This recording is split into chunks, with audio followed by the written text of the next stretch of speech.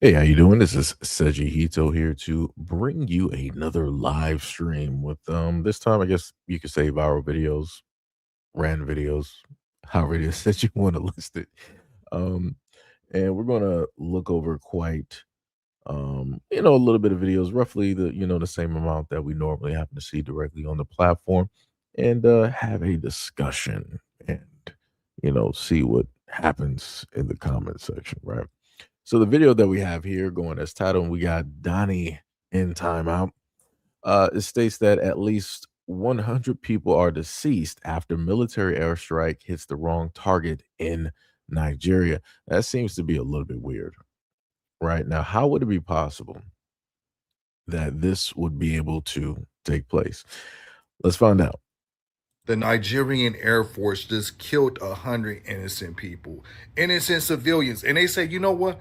Don't worry, y'all. This happens all the time. We always have intel and communication breakdown where we hit the wrong targets. I'm not making this. It's not funny, but yeah, they say this happened all the time. They got intel on the ground. Some, Army security got intel on the ground and gave it to their Air Force. Like, yeah, Boko Haram, they usually shop at this village. This is where they get their food, their clothes and whatnot. And then they meet up in another location and they plan their attacks, their strategic attacks. Like, can you believe this? Boko Haram is more strategic. Their information is more sufficient than the Nigerian government. This is a terrorist group, and their coordinations when they do these attacks is more sufficient and spot on than the Nigerian military. Can y'all believe that? But anyway, back to the story. So they was like, yeah, one of their ground soldiers told the Air Force soldiers, yeah, they're gonna be at this location, and the Air Force end up bombing the market, like a shopping center where they took out hundreds of Nigerians, and dozens more were injured. And their government, Yobe State, confirmed that all this was true. Yeah, this is the article right here. How is a terrorist group more organized than your military? And then y'all like brush it off like, yeah, this is the norm. Yeah, we always have misfires. This been happening since 2017. And the information over there, it could have been further back and more bodies, like a higher body count. You know how they like to suppress information. And it shows in their military because the information is always off within their own military. That's crazy. But anyway, condolences to those hundreds of Nigerians. That's foul. You're just at a shopping market. You're just at a market minding your business, and your own military bombs you, and then they have no remorse. Like, yeah, misfires happen all the time. That's wild. I'm trying to figure out, how does that even take place? How does that even happen? Mm. Mm, mm, mm, mm, mm. Just actually redoing the title right now. We're gonna just put that directly up there. Give me a quick second because I actually have the article directly in front of me. We're gonna read directly from that real quick. Shout out to Donnie in timeout. So it says Nigerian Air Force orders investigation after dozens are killed in an airstrike. Right. So let me just put this directly up because we have people that pull up to the scene and make it seem like black Americans are lying and we don't know what it is that we're talking about. Let me just put this directly up here in front of you guys there. Also, good morning to Pink. What is up, Pink? To Cave, to Miss Griffith, to Miss Keisha.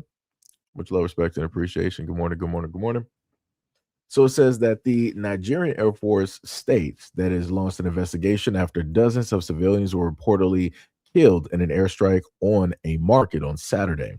The strike happened at Jilly Market along the border between Borno and Yobe State as military aircraft were hunting Islamist militants.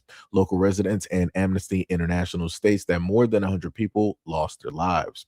Authorities have yet to confirm the death toll, but some hospitals in Yobe State say they are treating those who are injured. In a statement, the Nigerian Air Force stated that it has sent a team, quote, to immediately proceed to the location on a fact finding mission on the allegation. One of those receiving treatment at the hospital stated that he had gone to the market to buy animals when he was hit. Quote, I was with about 30 people and we all fell down after being struck. Nigeria's military on Sunday confirmed the strike in a statement saying it had targeted a location in Jilly, quote, long identified as major terrorist movement um, corridor in convergence point for Islamic State West African Providence terrorists and their collaborators, describing it as, quote, a carefully well coordinated, planned, and intelligence driven operation. The military then later stated that it successfully conducted a precision airstrike on a known terrorist enclave and logistics hub located near the abandoned village of Jilly. They also stated that, quote, scores of terrorists were killed in the strike, but did not mention any civilian casualties. Citing a counselor in Yobe's Gedam district, Lawan Zana Nur Gedam, as well as three residents and an official from an international humanitarian agency. Routiners also stated that up to 200 people might have been killed. Quote, it's very devastating incident. Another person who is a 43-year-old market trader stated that he was injured in the blast. Quote, I became so scared and attempted to run away, but a friend dragged me and we all laid on the ground. Amnesty International stated on X that there were about more than 100 people dead and 35 people seriously wounded. Quote, we have their pictures and they include children. We are in touch with people that are there, and we spoke with the hospital. We spoke with the person in charge of casualties, and we spoke with that victim. Mm, mm. That's wild. Nigerians, what's happening? Nigerians, Africans. How is this even possible? Now, usually whenever we cover stuff like this, we would always have folks like to say, "Oh, that's hearsay. Really, it was the Americans. Really, it was an international strike. Nigerians, you struck your own. How does that happen? How does that happen, Nigerians? How does that specifically happen? That you strike your own people with your own military. You can't even blame Europe. You can't even blame the United States. This is specifically you. Like that's a little bit weird, and then you got online and on the news and basically said that it was a successful strike, that you were able to take out terrorists and you took out your own local people. How that's that's a little bit weird. Then you now have to do an investigation to figure out what happened. That's a little bit weird. I thought you had all the intelligence. I thought you knew, what it was that you were doing. I thought you knew. That's a little bit. It's a little bit weird. Mm. That's diabolical. Like I said, maybe y'all just should not have military. Maybe y'all really shouldn't have weapons because you don't properly know how to use them. Like I said, you don't have satellite. Well, of course you don't got satellites. You don't have any ground intelligence. You didn't have anybody, just matching with the locals, incognito and just survey and just make sure, you could have been doing this for weeks and months in advance, which most intelligence agencies normally state that they do, in order to make sure they have the correct information. And that if they're going to make a strike or they're going to ensnare people, that they're at the right location and they're going to be able to get the target that matches the description. Y'all didn't do none of that. Yeah, it's almost as if like you just assumed. And as Donnie in Timeout basically stated, it's crazy how a terrorist group has more information, better logistics on how it is that they're supposed to do things over a nation's military. Like that's a little bit weird. A nation's military does not have the proper foresight or information, nor do they do the proper research in order to make sure that they're going to make their mark. But a terrorist group seemingly can outdo you. That's wild. That's wild. 100%. That's 100%. Like I said, Nigerians, please don't ever talk about Black Americans. We don't do this. We don't do this and then cheer about it online and then go back. Oh, we need to do a little bit more research. We need to see if we actually hit civilians or not. You don't even know what you hit. You don't even know what you could have been hitting graves at this moment in time. Like you don't know what you hit, but color me surprised. You hit your own people and kids. I'm not too surprised. I'm not too surprised. And then people try to write it off and make it seem like this is normal. This is not normal. This is a loss of life like this that just happens. This is not normal, and it's crazy that people will write this off and just this is what happens during war. It's normal. No, no, it's not. Nor should it ever be. People lost their lives for what reason again? And they weren't even the actual targets. That's crazy. That is diabolical. But like I said, for those out there, if you feel like this is normal, if it happens in your country daily, I want to see you wake up every day and get on social media and say, "Oh yeah, this is normal. Yeah, I just lost 4 family members yesterday. It's normal. It is what it is." I bet you won't do that. You'll be grieving. You'll be crying. You'll want people to sit up there and pay. Right? You'll even you yourself will try to turn into the Punisher or Liam Neeson. I'm a man with a lot of skills. Da da da da. Like I said, that is wild. That is wild. That's 100% wild. But this is where we are. Now we're gonna go to a classic video here. Right. We got good old Joe Biden. You ain't black if you don't vote for me, Biden. And we're gonna listen to what it is that he has to state. And then I got another video to coincide directly with this. So let's just take a listen here. Some phone calls in as well. But let me ask you this then. If in fact a calculation comes to you that you are satisfied with, would you then say, I'm for reparations? The answer is it would depend on what it was and will it include Native Americans as well? All right, let me see if I can get Abba to get us a quick phone call in before we move on to our. I forgot the brother on the left side of the screen, but it's like he says something under his breath, and you can hear that he wanted to say something, but he had to stay professional. And he was all right. We're going to see if we can get some calls. Like I said, and that's with a lot of those in the Democrat Party. Want black folks to keep voting for. It's like a lot of wishes and promises. Now I want people to pay very close attention, and I also want to say shout out to what's up to DSB. Good morning, and good morning to Sham as well too. Hopefully you are feeling better. Now the most important thing that Joe Biden basically said in that old video, right, is that he was all for reparations as long as there was a way to slide Native Americans directly in there, right? Notice how whenever Black Americans are supposed to get something, magically everybody else has to be directly on the coattails, right? So now you saw Joe Biden. This is of course an older video, right? But it's going to hammer home how it is that these folks don't really care about Black Americans. So let's listen to this next beautiful video, in a sense, talking about reparations for a certain group. As Secretary of the Department of Housing and Urban Development, I'm honored to announce the allocation of over $1.1 billion in Indian housing block grant funding to nearly 600 tribal communities across the nation. Woo! Let me slow down real quick. He said $1.1 billion specifically and only for Native Americans and their tribes.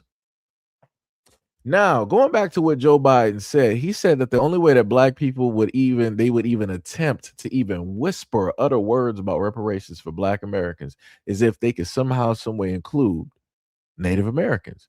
But here we got Native Americans getting some form of money, some form of tangible, some form of reparations, and of upwards of $1.1 billion specifically for themselves. They didn't say that, hey, we're doing this for the Native Americans and the Hispanics and the Italians and the Sicilians and the Armenians and the Asians and the Africans and the whites and the South Africans. They didn't list no other groups of people out there. Let me just repeat this again so we can all hear this. As Secretary of the Department of Housing and Urban Development, I'm honored to announce the allocation of over $1.1 billion in Indian housing block grant funding to nearly 600 tribal communities across the nation. Now, where in that first couple of seconds do you hear anything about Black Americans being slid directly into that position to get a portion of that money? I didn't hear nothing. I heard zero.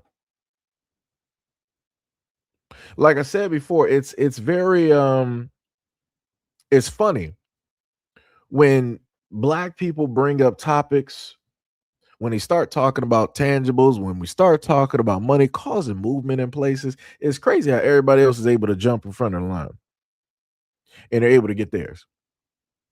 Right? Native Americans, they got their own, they got reservations, they got their lands, they got casinos and all this other type of stuff, right? They were able to get theirs, right? No problem.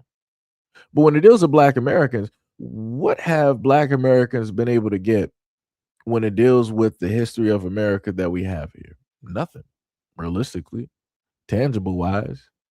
We never got anything that has to do with repairs, right? Even the Hawaiians back in the early 90s, they got a not in a sense repairs, but they got an apology for the United States government for specifically what it is that the United States government did to the Hawaiians. How they caused coups and they basically took the land and all that other type of stuff. Right? They were able to get, something directly from that. At least an apology, at least an admission that, hey, we the United States government, we did this to you. The United States government ain't doing that when it deals with Black Americans. They'll never do that. And because they won't even move in that direction, this is currently, again, as I stated before, why the United States is currently suffering the way that it is currently doing. Because, people refuse to, admit fault. You got too many folks out there talking about, oh, I'm not going to pay reparations, or you earned slaves, my family never owned slaves, and this is that and the third, and rah, rah, rah, rah. But I'm like, but y'all gave reparations to everybody else. But when it deals with Black Americans, for whatever reason, that's where everybody want to pull back. Right? Because correct me if I'm wrong. Let me see something real quick. But before we get there, I'm gonna let this video continue. Right. This announcement comes at a very special time, as this year marks the 30th anniversary of the Native American Housing Assistance and Self-Determination Act. 3 decades ago, NAHASDA reshaped how the federal government partners with tribal communities to address their housing needs. It recognized the power of self-determination and provided tribal nations with a flexible solution to identify their own housing needs and implement solutions tailored to fit their community. That vision has stood the test of time. Since its passage, NAHASDA has helped tribes build, acquire, and rehabilitate more than 160,000 homes across Indian country. These homes are more than bricks and mortar. They are places where families thrive, where traditions are honored, and where communities grow stronger. I have seen some of these units firsthand during my travels. NAHASDA replaced heavy-handed mandates from Washington, D.C. with the flexible block grant that have allowed tribes to meet the needs of their local communities. As sovereign nations, tribes are in the best position to know what their tribal members need. And NAHASDA recognizes that by upholding tribal sovereignty and tribal self-determination. This milestone is also a tribute to the extraordinary leadership of tribal governments and the dedication of tribal housing professionals. Their hard work has ensured that NAHASDA continues to deliver on its promise generation after generation. I hope you will join with us this year in celebrating the important milestone and in acknowledging the tireless efforts of those who have made NAHASDA a success. Visit www.HUD.gov/NAHASDA30 to explore our Anniversary Communications Toolkit. Together, we honor the past, and we look forward to building a future where every Native family has access to safe, affordable, and culturally grounded housing. Thank you, and I look forward to visiting tribal communities around the country this year to see more outstanding NAHASDA projects in action. So we heard that, right? It's crazy, diabolical nature. Nothing specifically stating anything with Black Americans, though, right? Right.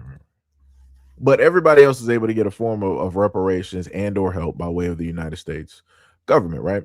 Cool, no problem. So when we look directly at this, right? Let me see if I can get this directly up there. Right? So it says key details regarding compensation for Holocaust survivors include German reparations, the Conference of Jewish what material claims against Germany. Claims conference negotiates with Germany to pay pensions and one-time payments to survivors worldwide, including those living in the United States. United States Facilitation, the Holocaust Claims Proceeding Office, or the HCPO, in New York, helps individuals recover assets like bank accounts, insurance policies, and art. Social Services, the United States Department of Health and Human Services, has awarded grants to organizations like the Jewish Federations of North America to provide care for aging survivors. Right, and then they got eligibility down below, which is various compensation funds, such as the Child Survivors Fund, exist for those who endured specific persecution. Right. So, in some way, shape, or form, the United States helps out those who they did not have a hand in persecuting. And in other instances, when it deals with the Chinese, when it deals with the Japanese and how they were put in internment camps over there in California, they got a form of, I guess you could say, restitution, reparations, however it is that you want to basically state it. About 2 to 3 years ago, somewhere in there, pandemic wise, right? You ended up having what was it, Asians in New York. They were able to get some type of monies from the government, upwards of what, 25 to $50 million, right, in order to help out specifically their communities and things of that sort. Right, we've seen monies allocated specifically for immigrants so that they can facilitate the means in order to live into the United States, to build themselves up, to pull themselves up by the bootstraps.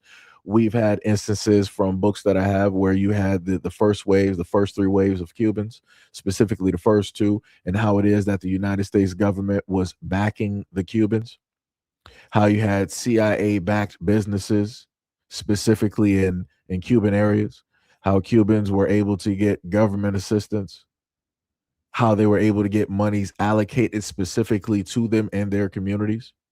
And then we can also go directly again, um, back to this here, where the Native Americans were able to get forms of money. So again, a lot of folks directly out here were able to get forms of, reciprocity, restitution, monies, or help, or things of that nature in order to give them a leg up. But for whatever reason, when it deals with Black Americans, when it deals with Black Americans, that's not, really what we happen to get. We don't get anything. And then, of course, you have people, naysayers directly out there. Oh, the blacks, why don't you guys just, pull yourselves up by your bootstraps and, stop begging for handouts. No one owes you anything. I don't owe you anything for slavery. Matter of fact, me and my family, we've never owned slaves, and this, that, and the third. And why do you think that anybody owes you anything just because you're black? Because the color of your skin. That's racist. As a matter of fact, you're not the only ones who dealt with slavery. The Irish and the Scots and a lot of us whites, we sat up there and dealt with slavery. Where's our reparations? And the main thing that Black Americans keep telling people is that there's a difference from indentured servitude versus chattel slavery. The amount of horrors, the horrendous conditions, the things that specifically we had to do and go through in order to just survive. You guys did your little bit of time, your little bit of work that you signed up for, getting directly off of the boat. You signed up to be up under somebody else to do that little bit of work. And then after that, you had your monies, and then you were able to get some land, and then you basically worked that and you grew your family off of that. Black Americans were not allowed that. Weren't allowed that. And if we did have land, that was taken from us and given to you. So, like I said before, it's very interesting watching these videos and able to see those who are representatives or those who are in office currently or were in office go directly online and basically state that, in a sense, that the only way that Black Americans are deserving of reparations is if you slide other people directly in there with you.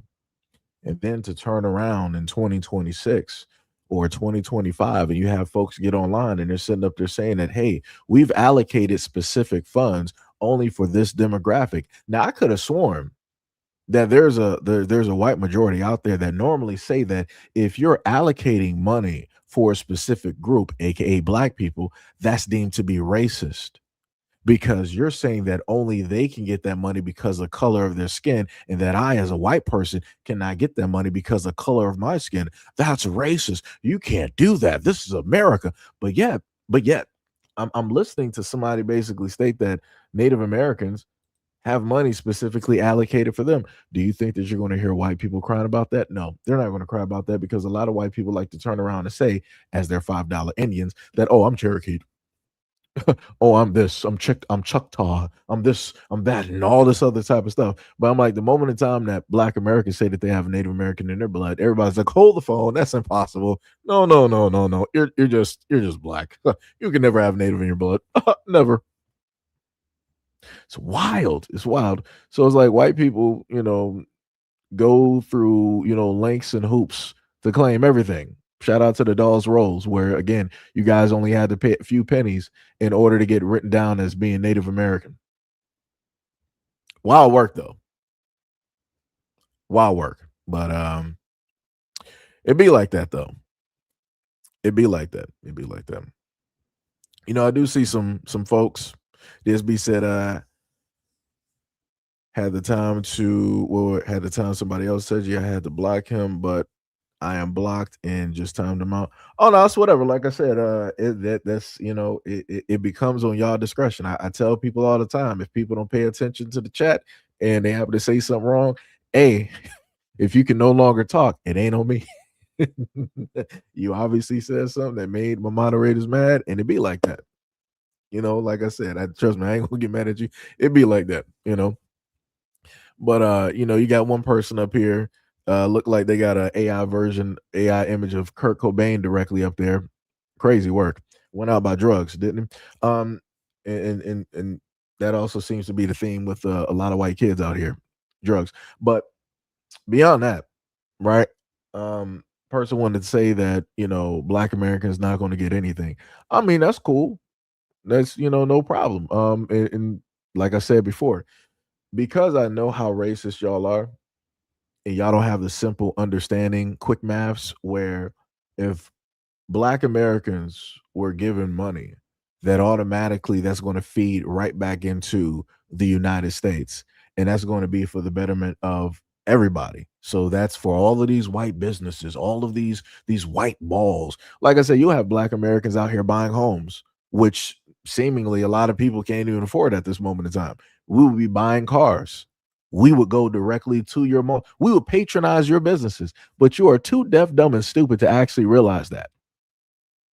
And you're like, nah, y'all ain't getting nothing. Even if it does mean that y'all were going to sit up there and come directly to our businesses and give us the money, nah. I would rather you not have it. I would rather be destitute and broke. I'm fine with that. I'm fine with losing. Like I said, this is why America is in the current circumstances that it's in at this moment in time. You can't help people. You can't sit up there and help people. Like I said before, and this is why I just sit back and laugh. So I'm like, no problem. You don't want us to have a little bit of something, just so that we can just be happy somewhere. You're like, nah, we're all going to be miserable together, and so shall we be. So shall we be. But you're going to be the first ones. You're going to be the first ones, and you know it deep in your souls. Whatever encrusted interior that you basically got, whatever broken down, dilapidated core that you have within your body, you know that to be true. You know it to be true, but you just don't want to face the fact. But it's okay. It is completely fine and dandy. But anyways, now we're going to go to another politician that we've covered here before, and we're going to see what he has to, say. And it's crazy how the background, I just noticed this, right? The background basically says protecting Chicago. But let's see what Mayor Brandon Johnson has to state when it deals with protecting Chicagoans and everything that's taking place. The real Chicagoans that I talk to, that I communicate with, mostly black and brown, actually, tell me that you don't seem to know the difference between illegal aliens and real Chicago citizens. They feel that you are siding with the illegal aliens over them in their communities. And sadly, William, let's get to the question. Let's get to the question. The real question is simply this. I don't know how to make it any more direct. An illegal alien from Nicaragua grabbed a woman on the north side last week, bashed her head into the sidewalk, knocked her unconscious, and her.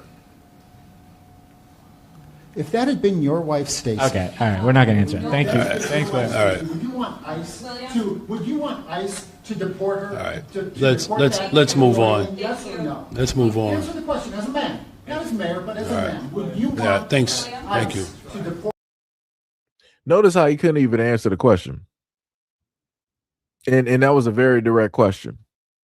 And he made it that direct. Now, some people may say, like, oh, that dude went too far, that's disrespectful. He made it as direct as possible, right? Because he wanted to make it a point to basically state that actual people out here that you're supposed to be over there, you're supposed to be protecting, presiding directly over, making the laws, the rules, and the regulations, people who voted for you, they're out here suffering and going through this. And you're just sitting idly by in your nice suits, driving your nice cars, getting all this money from the people. And it seems like you just don't actually care. Because from at least what I've been able to see, and again, I'm not from Chicago, but I'm an outsider basically looking at what I'm able to see. I'm looking at Mayor Brandon Johnson. He's doing everything for immigrants, but he's not doing nothing for the Black Americans that are there, that have resided there in Chicago for the longest time possible before any of those folks basically showed up. They're doing everything to make sure that the immigrants, they're able to do what it is that they need to sit up there and do. But then the Black Chicago citizens, they're not getting no help. They're not getting no love. They're not getting no type of looks. And this is what I'll be talking about. And correct me if I'm wrong, I could swear that Brandon is Mayor Brandon is a Democrat, right? That's wild. And these are the exact same people that these boule or super educated Black individuals that are in politics are telling folks to keep voting for. That's crazy. That's 100% wild. Why would you keep voting for folks or being let me rephrase it, right? Why would you be a part of a voting system that continuously gives you the short end of the stick? They dangle wishes and hopes directly in front of you. Wishes, hopes, and dreams, things that'll never come true. But when it comes to other people, they'll make their dreams a reality. See how that works? You're living in reality and they're dangling hope, wishes, and dreams. But when it deals with other people, they'll make their dreams, their hopes, and their wishes into a reality by way of using your money. That's crazy work. That is diabolical. 100%. But you can't tell nobody nothing.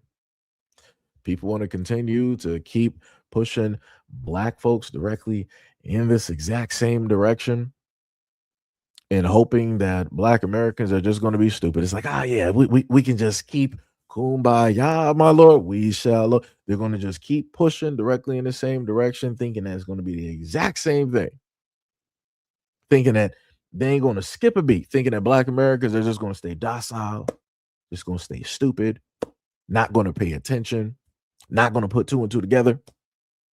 That's some crazy work. Like I said, this is why you're going to have people either deciding not to vote or you're going to have even more people voting differently.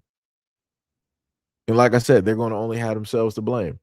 They're only going to have themselves to blame. Like I said, all y'all had to sit up there and do, money talks. All y'all had to sit up there and do is start cutting checks. But y'all ain't want to do that. But y'all want to, but like I said, again, right? A lot of these people in office, like a lot of these mayors, and I've specifically showcased and covered these videos, how they want to cut checks for a lot of these immigrants, people who ain't never been here, people who just got here. They're cut checks directly for them. They were giving them debit cards with thousands of dollars directly on the card that they could spend on whatever it is that they wanted to spend on.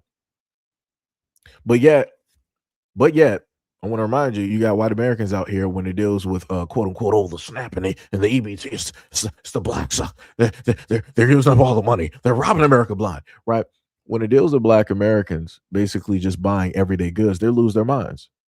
But yet, you're watching mayors around over time, especially during the pandemic and after, they were giving debit cards and money that had thousands of dollars directly on there. So I'm like, on one end, white Americans want to complain about a few $100s that black folks are spending to buy food and go to the grocery store. But then when it deals with immigrants, oh, it's like, oh, it's whatever. As long as they're not black, it's fine. Immigrants were getting money that realistically white Americans could have been using to help save their family, to stay afloat, to afford and buy groceries during the pandemic. You know, so many things that white Americans could actually, been helped with when that money showed up. But like I said, y'all good though. Y'all got it. Y'all got it. Like I said, we know what it is. Everybody else can get stuff as long as they're not black. You guys are fine with it. You only got a problem with people getting money if they're black. Like I said, it's all good. It's all good. It's all good. It is all good. DSB said, the couch is very comfortable right now. I got you. I got you. Kelly Boner, what is up? What is up? He said, please increase the likes. FBA all day. Shout out to much love, respect, and appreciation for the $2 dono in the chat. Much love, respect, and appreciation. Like I said before, I told people 99 different times, I don't got a dog in this race. So before anybody comes directly up in here being stupid, oh, you must be a Republican. Yeah, you must be a conservative. Or then from the other end, I knew you racist Democrats, you liberals, you guys always want to bring up race. I don't care about any of y'all sides. I don't have a dog on this race because, none of these folks talking tangibles. Like I said before, I seen every other community get money. But the only community that never gets anything is black Americans. And that's because of how society is so racist. Like I said, y'all don't have to specifically say that y'all racist. It's the actions that basically prove it. I can list the different groups that have gotten money over these years. And then I can sit up there and bring up black Americans. And this is when y'all lose your mind. If I list other groups, y'all be like, it's whatever. It's like, oh, the blacks, you're not slaves. You're not getting reparations. That's all y'all do. That's all y'all do every single time. Like it's 100% crazy work. But like I said, what was the old adage? They'll cut off their nose to spite their face. Yeah, that's pretty much white people. That is pretty much white people at this moment in time, dealing with this whole conversation. Democrats, when it deals with reparations, they'll be like, we'll put it on the back burner to never be seen in the kitchen or the stove ever again. And then Republicans, they'll be like, you said rep a what? Oh, you said you want to rep a team. What is it, basketball? You like the NFL, NASCAR maybe, or they'll look towards something else. Right. So they both sides have their own ways to ignore the conversation and the talks dealing with reparations. But like I say, hey, it'd be like that. Y'all got it. You got it. Sham said that 300,000 black women lost their jobs for the color of their skin, and Democrats have been silent. It'd be like that because they got that money. That's all they wanted. They got the money and then they dipped. Like I said, it was like the same thing when Democrats were really making a hard push to go for black women for to get them to vote and to get them out there. They were throwing a lot of these concerts, has the Lottos, the Meg the Stallions, and all these other, the Cardi B's and whatnot. They was really aiming at black women, right? And this is when black dudes were up there like, yo, y'all ain't really trying to aim anything at us. The only thing that we got aimed at us, we got scolded by Al Sharpton and by Barack Obama. That's what we got. And then we got further beaten directly on mainstream media by Joy Reid and Stacey Abrams and some of the other, black women that's a part of mainstream media. That's what black men got.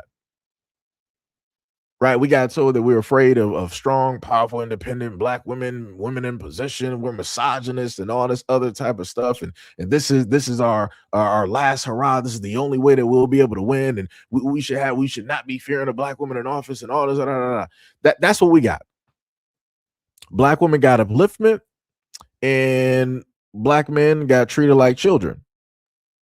And I'm like, and y'all really thought that was going to play out well? You thought that if you had Barack Obama come and talk to black men as if he was a disappointed father, that was going to work out? You really thought getting online and having Al Sharpton with his pressed hair talking bad about black men in order to uplift black women, you really thought that was going to sit up there and work? You really thought having Stacey Abrams, who was running during the time, and then after losing and can't take being a sore loser, losing out on that race, getting online and then blaming black men for the reason that she lost, y'all thought that was a good look? Y'all thought it was a good look having Joy Reid and the many other quote unquote black women who are part of mainstream media come online and basically bash and slander black men's names, all for the world to sit up there and see? You thought that was a good look and that black men were going to come out in droves and make sure that y'all win. Yeah, okay. How did that work out? How realistically did that work out? Like I said, that's crazy to me. That's 1,000% diabolical. But it'd be like that, though. It'd be like that. So now, let's go to the next video. James Televivo wasn't going to be able to win Texas without the black vote. And now Tallarico and his team are saying the exact same thing. You see, while you white people and you Latino people were... I want to restart that. Shout out to Duffy Main for the $2 donut to the channel. You said, I don't want to be paid for symbolism, but monies. Bars. Straight bars. I told y'all James Televivo wasn't going to be able to win Texas without the black vote. And now Tallarico and his team are saying the exact same thing. You see, while you white people and you Latino people were voting for Tallarico, the black Americans, they weren't bought out by this man because we have discernment and y'all don't. But his chance of winning the seat in November may hinge on a group that he did not capture much support from: black voters. Because like we've been trying to tell you, the Democrats can't win in the United States without the support of the black vote.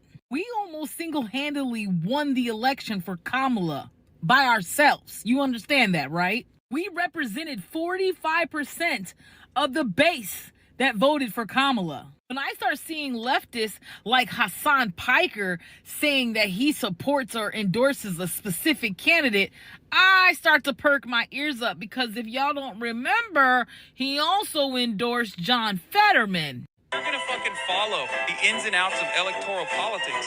How the fuck are you gonna shit on John Fetterman? More John Fettermans ultimately is a good thing. Straight up. John Fetterman is a good candidate. And that's exactly who James Dell Collins Televivo is. He is a John Fetterman. And that's exactly the kind of candidates that Hassan Piker wants to see. Why? Because they are the ops. Don't trust them. Right. So we clearly heard that. And what she's referring to is this right. Wait, hold on. Give me a quick second. Gotta take that off of there. Should be fun. Happen again. So there is a article on the Routiners that specifically goes. Let's see if I can. I'm trying to get this directly up there. Should be. Nope. And I'm actually allowing ads, which is crazy. That is the diabolical part here. Is it going to do it again? It did. But yeah, they have a article directly on the site for the Routiners going directly over Texas Democrat James Tallarico and the black vote. I would love to actually read directly over this, but Retainers is actually acting a bit stupid. Let me see. Hold on, give me a second. Might have to do this a different way because we are going to read this article. I'll tell you this one. Let me see.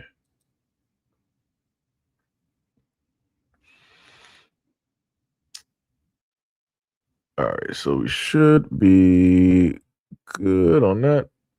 Okay. So it says from the routiners. Let me just get this real quick for you guys so we can all just keep track. Sorry, it took a little bit. Had to go through a whole different method in order to do this, which is ridiculous. All right, let me just put this up there. Do. Go to desktop and voila. Right. So what it basically states in the article, right? It says Texas Democrat Tallarico faces a tough test with black voters in the Senate race. They said a coalition of white, college-educated Democrats and Latino voters delivered Texas State Representative James Tallarico the Democratic nomination for United States Senate last month, but his chances of winning the seat in November may hinge on a group that he did not capture much support directly from, black voters. Right? They said Tallarico is a white Presbyterian seminarian who has emphasized his Christian faith, probably mispronounced that, but who emphasizes Christian faith, defeated United States Representative Jasmine Crockett, a black woman whose sharp criticism of President Donald J. Trump and Republicans made her a prominent figure in the party. And he said Texans haven't elected a Democrat statewide since 1994. So for Tallarico to get there, he'll have to win over a significant percentage of Crockett's voters, some of whom felt slighted by his supporters, questioning her electability versus the Republicans in November. So it'd be like that. All of these times that a lot of folks are like, hey, we don't really care about the blacks. It is what it is. And you clearly heard that directly in the article. Who got Tallarico directly into office? They said a white coalition of college-educated Democrats and Latins. Technically, the might just said all white, all white college-age individuals, because that's exactly what the group is. It's all white. But that's what they wanted to focus on. That's who he ensnared. That's who he captured. And a lot of those voters are the exact same ones who decided during the head of the presidential election that they did not want to vote with black Americans. Like I said, I don't understand why it is that black folks out here think that all of these other groups are going to have the best interest of black people. They're going to see everything the exact same way. They're not. They're going to go for what it is that they believe in, and they believe white is right, and that's exactly what they voted for. They're not trying to sit up there and see a black woman directly in position. I could have sworn that people, understood this, or let alone in a lot of instances, they're not even trying to see just a woman in general in position. They would rather sit up there and vote directly for a guy. Didn't we have Hillary Clinton, who was a white woman, and her husband is an ex United States president, a previous United States president, right? Bill Clinton. How did they sit up there and vote? Exactly. They put a man directly in office. Like I said, that's some crazy work. That is some crazy work. Like I said, I need for a lot of black Americans to realize that just because you see other people as quote unquote the terminology people like to use, persons of color, right? Just because you want to put everybody amongst or with you does not mean they're amongst and with you and also for you. That's not how that works. They're going to vote for their own best interest. And that's exactly what that majority did when they dealt with Tallarico. They all sat up there and voted specifically for him. They saw Jasmine Crockett. They was like, maybe she does got something, but that's okay. I'm going to go to white man. Just like with the presidential election. They were like, I see Kamala Harris. She could be Indian, but I see a white man. And that's what they did. It's the exact same thing time and time again, and people think that it's going to be different every time. That's insane. That's 100% insane. That's wild. That is crazy. That is 100% crazy, man. 100%.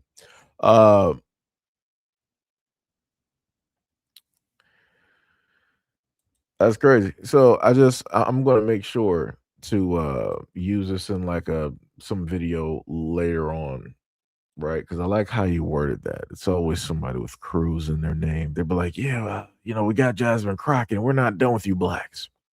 I bet. I bet. I'm pretty sure you got a train or a wall to catch, and it'd be like that. Like I said, we're all different. Because I can safely say at this moment in time, no matter what you got to say about black people, I'm not afraid of ice. Nor do I have any family members that are afraid of ice. It's crazy. I might even go get me some ice water at this moment in time, because I'm feeling a little bit parched, feeling a little bit thirsty. Like I said, I have responses when people want to pull up to the scene being disrespectful. They start saying stuff that's uncalled for. And as stated before, whenever people have a response, especially Black Americans have a response to disrespect, this is when people want to be like, "Oh, hold the phone. You guys are racist. You guys are this, that, and the third, and all these other types of things." Like I said, that's crazy work out here. We're clearly talking about voting, and you want to sit up here and say that you're not done with black people. That sounds like a threat. That's wild. But I can't be too surprised because I didn't cover stories dealing with LA and how it is that y'all move out there when it deals with black folks minding their business. How it is that y'all want to firebomb, y'all want to shoot up, y'all want to threaten, y'all want to try to perform a variety of maneuvers in order to disperse. On top of the fact that y'all got a heavy gang coalition in the police force. So you got gangs in the streets that are you. Then you got gangs that are part of the police force that's also part of a gang. That's some crazy work. Like I said, y'all doing overtime just to sit up there and try to disperse and move black Americans around. That's some wild work. That's a lot of stuff to do.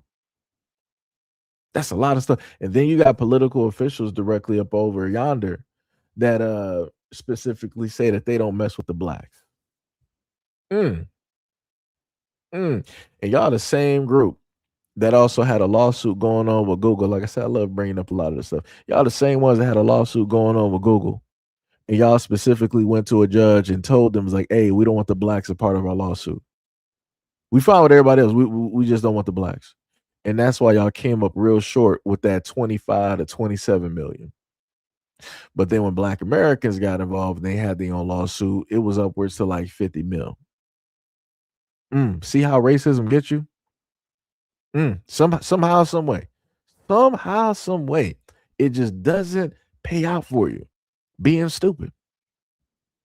But like I said, y'all gonna learn the hard way.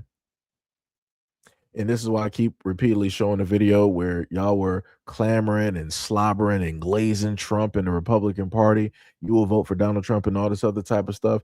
And then, shockingly enough, the turn of events when he came directly on the exact same news, and he was like, "By this day tomorrow, all of these illegal immigrants and migrants that are not supposed to be in America will be out." And by golly, that's exactly what he started doing. And it's like, then y'all want to get mad online and start blaming black Americans for ICE going through y'all communities and turn them into ghost towns. We don't got nothing to do with that because we told y'all what it was. We told y'all what was going to happen. And you opted to not listen because you saw a white man and you was like, "Hey, we're voting for him. We side with him. He matches up with our beliefs. Good job. Congratulations. You play stupid games, you win stupid prizes." And here we are. And because you can't handle with those losses and deal with the current state of affairs and the events, that brings you right back to me. Isn't that crazy? It's diabolical. Very interesting. Very, very interesting. But I will sit up there and say I do love Mexican food. Great food. The burritos, the tortillas. As Peggy Hill would say, the quesadillas. Like I said, great food. And I do mean that from the bottom of my heart. Great, great, awesome cultural food, beautiful food. It really hits the soul. It really does. But within saying that, the disrespect that y'all decide to sit up there and show every single day is egregious. And a lot of you guys are paying the price, even if the one specifically given the disrespect ain't paying the price or their families, somebody's going to pay inadvertently. That's usually how it goes because energy is never destroyed, it is transferred. So the moment in time that y'all want to be outspoken and be disrespectful directly online, you want to use racial slurs, you want to call, black folks the N-word and all this other type of stuff, or whatever words that y'all just so happen to have in your own language. This is why we have the current state of affairs that we currently have. And you only have yourself to blame. You can't blame nobody else. You can't even blame white people for this. Because they more than likely told you while you was in the voting line about to say, you was voting for Trump. They already told you what it was. They already told you when they were sitting up there carrying the signs, and they were directly on the sidebar saying that the white folks saying that they were going to vote for Trump. And they also had signs basically saying deport the illegals. Get them up out of here. But y'all still sat up there and voted for him. You voted against your own best interest because y'all think that y'all are white-like. You think that you're side by side with white folks. All because back during segregation, you guys didn't specifically have to deal with segregation. You don't got to believe me on that. I got videos that I did, years ago where it deals with your elders. And one of them, a Mexican woman, basically saying that she didn't know what a colored water fountain was. She never seen that before. And I was like, that's a little bit weird because I'm like, you're not white, right? But then I had to get some further education and actually learn that anybody who is Hispanic should be there called white or considered part of the Caucasian race. And if you don't do that, then it is considered to be a slur. And those are not my words. But like I said before, it'd be like that. It'd be like that. Yo, what is up, Brandon Viewer? What is up? What is up? Shout out to the $5 donor. That man said, West Cruz wants smoke. I'm Huckleberries. Yo, this man. Kids, this man right here. Every time. Let me tell you something. So now we're gonna move over from the Tallarico and all of that, and we're gonna go into a good old classic American racism. We got a good 3 videos. Good old classic true American racism. So let's take a look at this this first video, right? That happened at a Walmart, right? So let me see if I can actually do I still have the video directly up? I don't. Let me see if I can actually pull back and get the information really quickly. Why is it that I forget what the I'm trying to look for the TikTok. So let me see. Okay, that's Twitter. Okay, there we go. TikTok. There we go. Right. Gotcha. So, because I want to read specifically what the mother stated, right? So the mother stated on her post, she said, why do we have to deal with this BS like this? I wouldn't suggest anyone of color go to this Walmart. I guess because my son is black, he looks guilty to some people. Get off the color stuff, people. We are all the same. And can someone tell me who this crazy woman is? Right. And then underneath another post, she said that we got harassed at the counter trying to pay for our stuff. She made me show ID to make sure that my debit card matched my ID. That was so weird. That was some weird stuff. But I went along. It's like they racially profiled us from the time we walked in the freaking store, right? So now let's go directly to video so I can let y'all hear and see this. With the color of your skin. Y'all can't check the cameras and tell this lady that my son is not taking anything from her. Is she high or something? What is the problem here? I have no idea. I was just called out here. That's all. Listen. Yeah, I'm pulling the race card. Pull the race card, though. Yeah, because we're black. Does that get you anywhere? I don't care what color you are. He looks guilty. Guilty of what? Bitch, you better go the fuck on. Listen, This is like rape. she's gonna hit me. I'm just waiting. Nobody touching you. Go on. Why you want to come here to me? I'm waiting. Go ahead. You need to go on. Now, please tell these people to stop harassing me, please. Please. Just put your stuff away. Why are they harassing me, though? That I have no idea. Because we're black. I mean, what is it? It's a sky blue. And now they're calling the police? Really?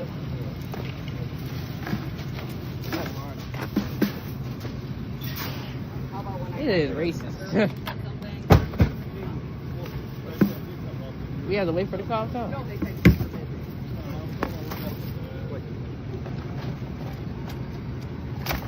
But you see, my son has nothing of hers, right? Because he went back in the store, probably not. Shut up. Go ahead. You can Y'all talk look to me taller anytime enough you around the want. damn store anyway. Go ahead. You can play the race card Fucking because it has broke nothing to bitch. do with the color of your skin. Fucking broke bitch. Go on. I ain't broken. I ain't broke. Obviously you are.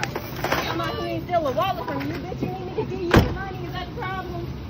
Yeah, would you like to? Yeah. You're offering. Maybe I would if you wasn't being such a fucking idiot. Go ahead. Come on, son. Go ahead. Go ahead. You can act like Maybe I it's would because if you're you wasn't black, such but an it's not. idiot. He knows he's guilty. Bitch, bye. You raised band, bitch. You raised band. Shut the fuck up. I was raised back. Shut the fuck up. Dead ass. I am fucking 15. Have to deal with this dumb shit, bro. Come on, man. Alright, bro. SC3710 North Carolina. Record this shit. Take a photo. Thank you. So basically, what took place is this random white woman. I don't even know who the dude in the truck was, but obviously he's white too. The white woman in pink basically accused the black mother and son of being guilty, but more so, she accused the black son of being guilty. She was like, "It don't have nothing to do with you being black or the color of your skin. He knows he's guilty. Guilty of what? He's 15 years old. What is he guilty of? You can't even specifically state nothing. You're not bringing out no type of like video evidence. You didn't call no type of police. You got all of these men there, but ain't nothing happening. But you said that he's guilty of what? Guilty of what? I mean, you said like, it doesn't have anything to do with this. Play the race card. Play the race card. It doesn't have anything to do with the color of your skin. It's not because you're black, but you just know that you're guilty. How was he guilty? A 15-year-old that literally just got to this planet is guilty of what? How would you know, white woman? How would you know that this 15-year-old is guilty? Because out of the clip, the white woman could have said anything. Like, well, I got video evidence. I can show you right here. I got documentation. I got your records. I know the chief of police. We could sit up there and go. She could have said anything. She could have brought forth any type of evidence. She didn't. She sat there and looked stupid. She sat there and looked 1,000% stupid. That's wild. That's 1,000% wild. But like I said, they will only do this in certain areas. They're not going to sit up there and show up into a black area where all the shoppers are black and it's a Walmart. These white folks are not going to show up there trying to claim that somebody's guilty because they know better. It's not going to work out. It's not going to happen. You'll be running a fool's errand in a stupid one. You're going to win a very stupid prize. Like I said, I don't even know what the white dude in the truck was even supposed to be doing. I'm not sure. Like, what is he, like hillbilly security or something? Like, I don't even know what he was even doing there. And she was just like leaning directly on the truck. And then this is the other problem that I have as well too. So let me just zoom. I mean, not zoom. Let me just move this a little bit forward. Let me show Jeff here, right? This is for black folks. This is what you would, in a sense, consider your white ally, right? You know, he plays both sides, right? But instead of him, because I want you to pay attention, instead of him addressing the two white people there causing the problem, profiling, instead of him addressing them, He's like, hey, lady, just put your stuff, directly in the car and, and just move along. How about you don't address the black folks there? How about you address your own people? Why is that so hard for white people to do? And this is what black folks be talking about when so many of y'all be up there like, yeah, we're allies and we're for the blacks and we're for this. Yeah, no, you're not. Because stuff like this looks crazy. Stuff like this looks crazy. Why would you obviously work at Walmart, right? You obviously have an understanding of what's going on. And you came there very calmly. He didn't even accuse the black family of stealing anything. He didn't say that anybody was guilty or even attempted to stealing or even if they were shoplifting. He didn't say none of that because I normally seen how Walmart workers act when somebody steals. They start, grabbing the items. They start grabbing the receipts, holding on the bags, all this stuff. We didn't see none of that here. So obviously the family is innocent. Right, because again, we don't see any police. We didn't hear anybody really talk about, police in a sense. Well, technically, other than the white woman, she was the only one really talking about police. But the worker, he didn't say nothing about police when he came directly up to the black family. That seems a little bit weird to me. But then you got people all the time talking about, the blacks. Why do you guys got to make everything about race? Why does everything have to be about race and color? We're all one people. We're all one color. Like I said, obviously not. Obviously not. Like I said, that's some crazy work. But it's going to get even more crazy because the last video is the one that I'm going to like the most. And it's something that I touched on 99 different times, but people didn't want to sit up there and listen. But we're gonna get to that one in a minute. Right? So like I said, shout out to those white allies out there because this is how y'all move and this is how y'all act. 99% of the time, y'all want to always calm down and address black people, but you never want to calm down and address your own people and get them out of the situation. That is clearly them trying to antagonize black folks in order to get some type of response to prove some type of stereotypical point that they have in their imagination. Right? Because that's the most dangerous place for black folks to live, in white minds. Facts. So let's continue directly on. Feel safe. I didn't feel like the school actually cared about me in that moment because nobody came up to me after, not even the principal. A Baltimore County high school student says he was detained by police all because of a bag of chips. It happened outside of Kenwood High School Monday afternoon when an AI gun detection system reportedly mistook the snack for a weapon. Fox 45's Rebecca Pryor joins us live from the school with his story. Rebecca.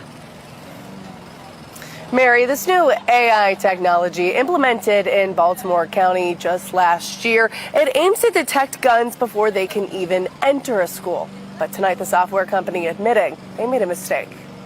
It started as an ordinary evening outside of Kenwood High School following football practice. Takai Allen sitting with friends eating a snack. I just had it like this. When suddenly, armed officers came charging in the 16-year-old's direction.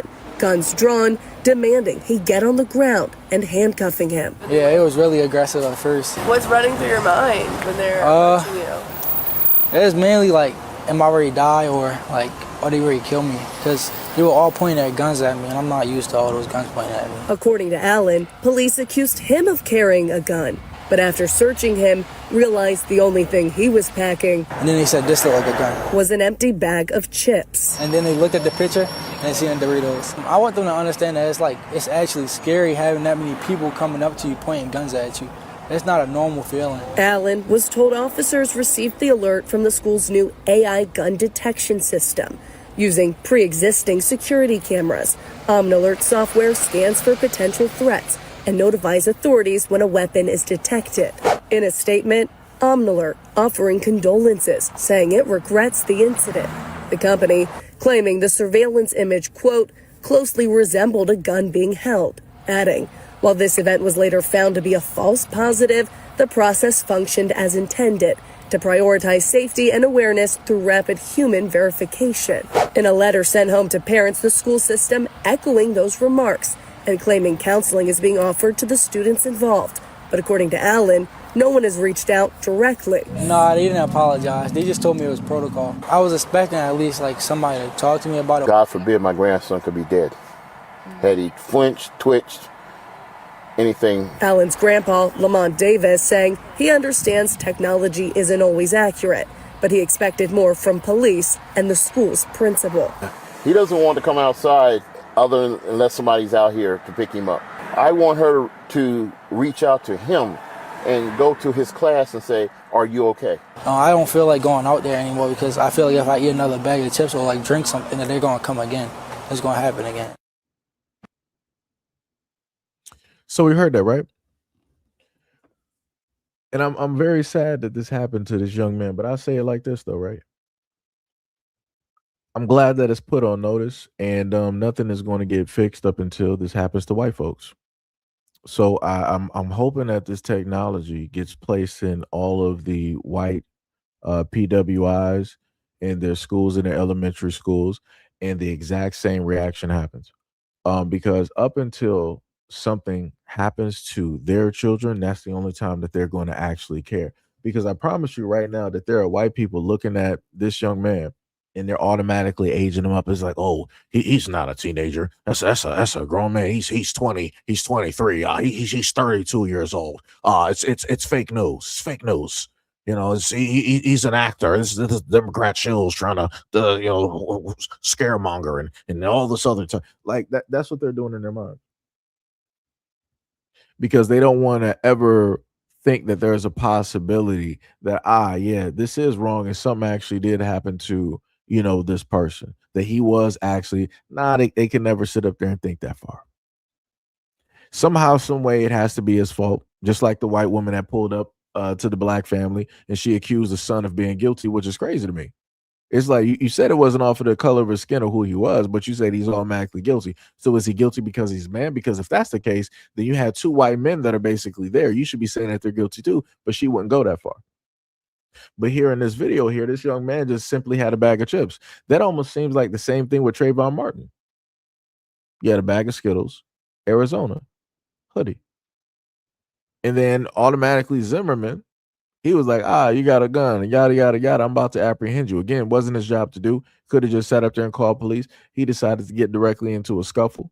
And then he shot and took Trayvon Martin's life. And then he got directly on the stand in the court, and they were trying to make it seem like Trayvon Martin was Hercules. And Zimmerman was like some short 5-foot dude that weighed 98 pounds. And, he really couldn't, fight back. And he had no other way of really securing his life. That's really how they tried to portray it. And then what did you have online? You had white folks getting online, going through Trayvon Martin's pictures on social media. And they just only wanted to get certain pictures so that it could fit a certain narrative. Because they believe in their minds that every single black man and young black man out here is a gang member, is a thug, is a drug dealer. That's what's on their minds every single day. This is why they keep talking about per capita, the crime stats, and all this other type of stuff, because in their minds, they're the good guys. And black men and young black boys out here are the bad guys. That's how it works. And I would also go to the further extent to state that when it deals with AI or different types of computer technology, it is inherently racist because of who is programming and making it.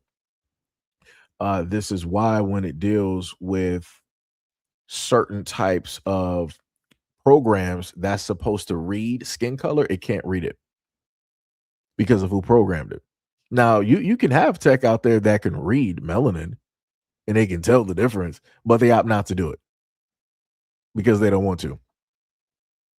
Case in point, you can even go back dealing with pictures like Kodak and whatnot. Look at the color schemes that they originally had and search up the reasons why they specifically had it. They had certain color guides for the cameras to basically follow because it made white people look better. So this is why in older film footage, when you looked at pictures of white folks and then black folks, white folks looks perfect, look great, look awesome. But then when it looked to black folks and their skin complexion, it's like, yo, what is this? Like, this is crazy. You can't even make it out. It would make it ultra dark and all this other type of stuff. Like I said, it's crazy. It's diabolical in nature. So it's to be expected that something like this would happen. But again, nothing is going to change unless everything that happens to black folks starts happening to white people. That's the only way for stuff to change. And even when that happens, and even when that change happens, it's going to be ever so slight, and it's only going to be for a brief second before it's back to your daily usual routine of nonsense. But it be like that though. So like I said, that's why I sit up there and keep consistently telling white folks, I'm like, y'all can keep talking about per capita, y'all can keep bringing up the numbers, and you're going to keep watching this country burn. You're going to watch America fall directly to the wayside because you're so engulfed and entrenched in your inherent racism, in your racist ideologies. Like I said, you're willing to watch and let this country burn because you don't want to have, black people have a little bit of something. It's crazy work. But like I said, I'm all for it. Let everything burn. I'm right there with you, white folks. Let everything burn. Let everything fall directly down. Because like I said, it doesn't matter no more. And this is why when you look at the voting and everything that's taking place, how you basically showed, and many other groups out there have shown that y'all don't care what black Americans say or think or what it is that we tell you. Now we're at the point of we're not caring. But now, supernaturally, when black Americans are like, hey, we don't care no more, now we're the bad guys. Now we're anti-American. Now we don't need to be here no more. Now we're basically complaining and criticizing. Y'all be like, oh, you're anti-American. You're not really American. You don't need to be here. Go back to Africa. Matter of fact, I'll pay for the plane trip and the ship ride, and you don't even belong here. Wow, that's crazy. But like I said, it'd be like that. So now we're going to go. Wait, what? You said, I love all races. We are all the same. It's about how you raise the children. Obviously, we're not the same. Obviously, we are not technically the same because, if we were specifically the same, then you would have to explain to me why is it that I never heard of a white kid being stopped by police or arrested or had 99 officers basically surrounding them stating that they got a gun. Far too many times I've seen videos and heard stories of police. I forgot what video it was where there was a young black kid playing in a park, and you had a cop just pull up out of his vehicle and just automatically gunpoint. I'm like, dog, what is you doing? What specifically are you doing right now? Like, you look crazy. Other videos that I've showcased where police wanted to harass, a black woman that was simply studying in the park and wanted to spend 10 to 15 minutes. Other videos that I've showcased where going to a beach, you got one black woman that's wearing a bikini. Looks nice, right? And you got all these other white women wearing a bikini, but for whatever reason, the police are coming directly to her as if she's a disturbance and or a problem. Like I said, the moment in time that this stuff starts happening to y'all and y'all kids and y'all family, and then all of these people are just disappearing off the plane of existence by way of your own hands. That's when y'all want to sit up there and start thinking that maybe we should do something. Like the drug epidemic. That's the only reason y'all care. The only reason y'all care about drugs in the United States is because it's affecting your great, white, bright, well-off, rich, suburban communities and families. And also due to the fact that you guys are ashamed that your business is now being out there, that a lot of your households house drug addicts of a variety of ages.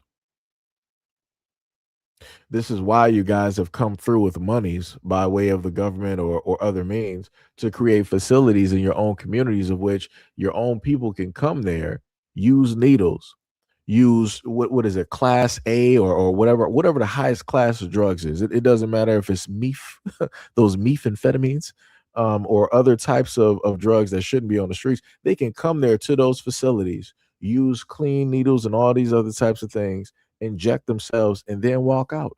They got doctors, nurses, and police officers to make sure everything is safe and sound. And this is what white people like to do. The same exact ones who sat up there and said that they don't care what happened to the blacks. The crack, the drugs, it's all them, it's all them, it's all them, it's all them. But then when it happens to your own communities, y'all want to come up with these brilliant and bright ideas in order to try to stave, in order to try to curb, a lot of the death that is happening, curb a lot of the addiction, right? You try to do a lot of law work to make sure that your people who are white don't get criminalized harshly, the same as black folks who do the exact same thing. Wild work. Instead of putting them in jail, you want to sit up there, the judge will be like, oh no, we're going to send this white man for treatment because he's hooked on methamphetamine. We're going to send him for treatment. That's my order for you. Treatment and to be around your family because they're nice, loving. And, I got somebody in my family who's going through the same thing. A black man walks in and has the exact same record doing the exact same thing. You'd be like, oh, black man, you were doing these drugs 30 years. Matter of fact, I think you were probably also selling those drugs too. 30 to life. No chance of parole because we don't need the likes of you, trying to indoctrinate and put our society down. Like I said, y'all be moving crazy out here. Y'all be really moving crazy directly out here. It's crazy. Robert Dutton was like, STFU, black people always looking for trouble. Actually, that's white people. Let me go back up here real quick. I gotta, because we got Cricket directly in here. Where did you go? Where did you go? We got Dutton directly in here. Thanks for the comment, right? You said that the blacks are always looking for trouble. Who was looking for trouble in this war? That's what I like to bring. When it deals with this war, who was looking for trouble? Seems like it was white men. When it deals with the outsourcing of jobs in the United States, where the government and the corporations literally were taking jobs from white men, from white families, who do you think was looking for trouble in that situation? I think it was the whites. I don't think it was the blacks. I don't think it was the blacks, and I don't think it was the immigrants, because the immigrants don't have anything to do with the outsourcing of jobs or the losing of jobs in these United States. Those are the white corporations that are owned and run by white men. Right? Like I said, it's crazy. Also got like full-on white investors and everything like that. Like I said, white people, the thing that I love about you guys so much is that you're willing to destroy things off of emotion, even if you don't know the full story. So beyond the whole thing that the rich elite whites gave you when it deals with race, you got the whole thing of classism. And when it deals with classism, the rich whites out here look down, like a lot of you poor middle class whites that are directly in this comment section, they look down upon you and laugh at you. They know that they can throw you some trinkets, some little bit of toys, and you're going to sit up there and do their bidding while they'll sit back and they'll recoup directly on the money because they're betting directly on both sides. And you're just out here moving and looking stupid at the end of the day. And the same rich whites that you put directly in power and you put directly over you to be your overseers, to be your masters, are the exact same ones that are tearing apart this country at this moment in time, making sure that your kids can't even own a home. They're getting rid of a lot of the natural foods directly out here and replacing it with bioengineered and GMO foods. They're also working with WHO and other government entities. They're working with other types of lobbyists directly out here. They're also the same ones that allowed a chemical bomb to go off in East Palestine, Ohio. And I went over that before. And they also gave you a movie that basically telegraphed that whole thing basically happening. Those are also the same rich white elites that are burning down different areas of the United States to make room for 2.0 versions of the United States, which are, relatively going to be not monitored, not police states. I forgot the terminology, but basically they're going to have it set up so that they can watch you. Surveillance states. Because I'm not sure. So for the white folks out here to let you know how dumb you are, they already have in black communities these AI and these robotic dogs and these drones. And I keep trying to tell y'all, the moment in time that they want to perfect something and they want to use it to see how it works, they're going to put it directly into black communities first. So by the time that it's done in that black community, you're not going to be able to do anything against it when they start putting it in yours. Because they put things in place and use it on black people first in order to perfect it. They can't use you to perfect anything. I just want you to understand that. Like I said, this is why I set up to say we're not the same, that there are varying levels directly to this. When you think about all of the medical experimentation that is going on historically, when it deals with white hospitals and medical things and how it is that black people have been used in order to perfect certain things, again, it's going to sit up there and show you a tier list. You are not on the higher tier stuff, no matter how highly you think of yourself. So again, they put stuff in the black community first. So then it's perfected. And then once they deliver it out to everywhere else, it's nothing that you can do to fight against it. It's over. You might as well just lay down and roll over. That's it. But like I said, y'all, you know, y'all the ones that's supposed to know everything though, right? It's crazy. It's 100% diabolical directly out here. How y'all let a lot of this stuff basically happen, and then y'all want to turn around like kids after you allow this stuff to happen and tell everybody we need to get up and fight as one. We're all God's children. We're all humans. No, we're not. We ain't been one since what, the beginning of time. So it's like it's crazy. Like I said, you deliberately allow destruction to happen. And then when it gets outside of your scope, outside of your range, when you can no longer control it, now it's an everybody problem. Now you want to all lives of situation so everybody can have a hand in it. No, we're not. When America falls, it's going to be on you. You're not going to be able to rewrite history and sit up there and say that it was the blacks. Nobody's going to believe you when you sit up there and write, oh yeah, 13% of the population destroyed all of America. You're not going to be able to do it. You're not going to be able to do it. There's no way. There's no way that you're going to be able to rewrite history in order to do it.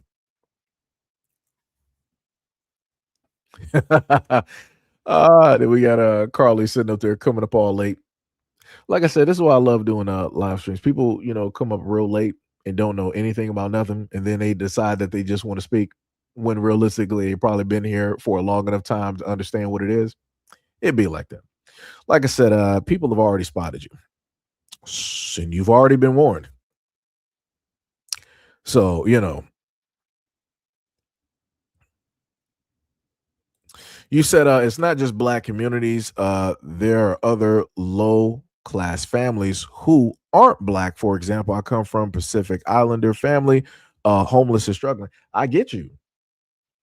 I hear you. Right now, I'm not sure if you're talking about being like Samoan, Hawaiian, like, basically that small area, or you might be talking about, over there in like yonder, like India, something like that. Like I said, I don't know. Like I said, just, I didn't really pass school. Geography really wasn't my thing. I'm black, like they like to sit up there and say, might as well just feed directly into the narrative, but I'll sit up there and say this, right? When it deals with the Hawaiians, and I've covered videos dealing with the Hawaiians, and I've given, before I found out other things, I've given quite a bit of respect to the Hawaiians and what it is that they have gone through and what it is that they've specifically had to face at the hands of, the United States and whatnot. And then I also learned that the population, when it deals with Hawaii, is pretty much 50-50, right? You got 50%, or it might be like 49-50, like somewhere in there. It's like a 1%, discrepancy or something like that, right? But you got one majority that is, one half that is Native Hawaiian, and then you got the other half that's pretty much mixed. And I'm like, how is that even possible? But then I remember, you got the United States. And you have a lot of people that like to, in a sense, run from mainland United States and go elsewhere in order to basically live and call home because it's cheaper, at least at a certain point in time. They can happen to get some land. And again, that is taken away from the natives that are naturally there, from the land that was naturally theirs. And now you got these other people that don't look like you, and they're clearly in Hawaii, and they're sitting up there taking up space and taking up land, and they're able to, I guess I don't want to say they can gentrify the area, which again should not be happening. It shouldn't be happening. And I've covered the fact that you've had a lot of folks directly there in Hawaii, political officials who have been very outspoken directly about this, as they should. But then I also found out that when it deals with Hawaii, on top of the gangs that are there, also learned that there's a very strong usage of the N word. And I'm like, that's a little bit weird. Because I'm like, ain't none of those people ain't black. But yet somehow, some way, everybody likes using, like saying it. I'm like, that's a little bit. I'm like, everybody that likes using the word ain't even black. They never even, they're not even black American at all. But everybody likes using this word. But the craziest part is to me that everybody of every race has a slur for themselves. Or vice versa. The only people that don't have slurs, everybody else is black Americans, because we don't take out the time to basically do that. And nor do we decide that we're going to sit up there and use words that are meant for other people, that were branded or created for other people to be derogatory, used against them. We're not going to sit up there and use that in everyday life because we have a type of respect. But I guess black Americans have been raised to be way too respectful. We're so respectful that other people are like, we're just going to disrespect them. And I'm like, that's wild. That's crazy. That's wild and crazy. It'd be like that though. Sham said Pacific Islander is usually Hawaii. But like I said, my condolences to the lands over there that was burned up specifically by the elites and the rich, in order to move y'all directly off of the land that y'all naturally have. Main thing that I can sit up there and tell you, ma'am or sir, is that y'all better fight, because that's all y'all got. It's that land and nothing but ocean for as far as the eye can sit up there and see. Y'all better sit up there and fight for everything that y'all got. If you love where it is that you are, you better sit up there and fight directly for it.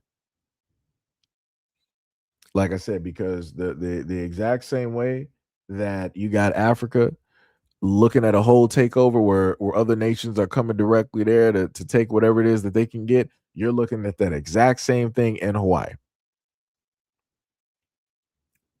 You're looking at the exact same thing. Like I said, it's crazy work out here.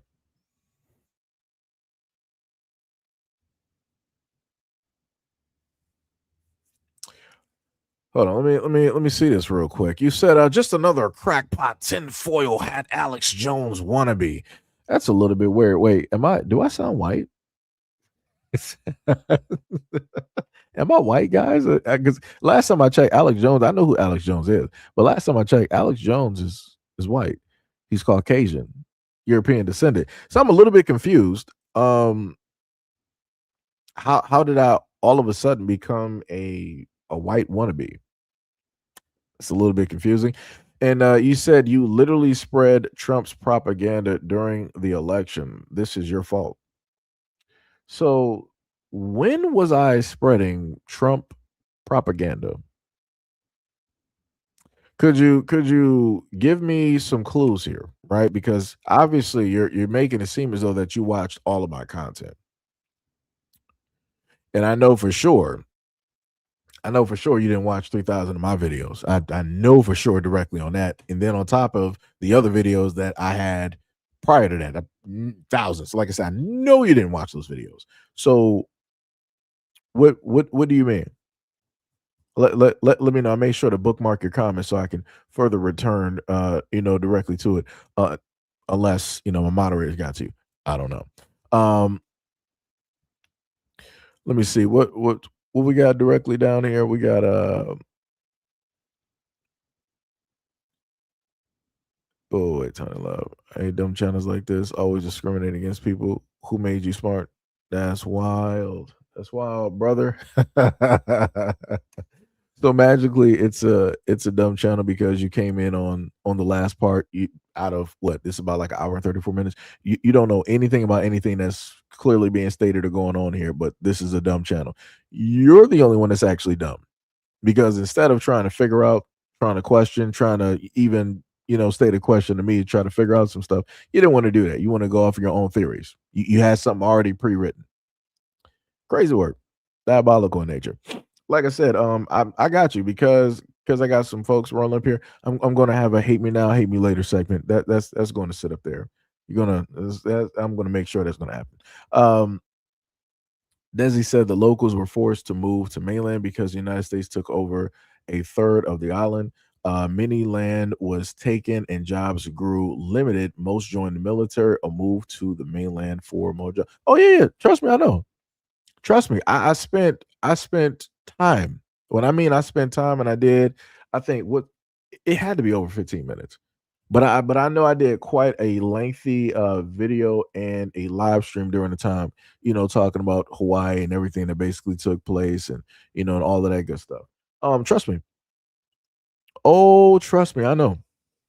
The most killing part about it is for me was watching a documentary and learning that Hawaiians, y'all got gangs, y'all got Crips and Bloods directly over there. And I'm like, that don't make no sense. I'm like, I'm not even understanding. Like, and they're basically taking themselves out. They doing drive-bys and all this. I'm like, this don't even make no type of sense. I'm like, yo, this is wild.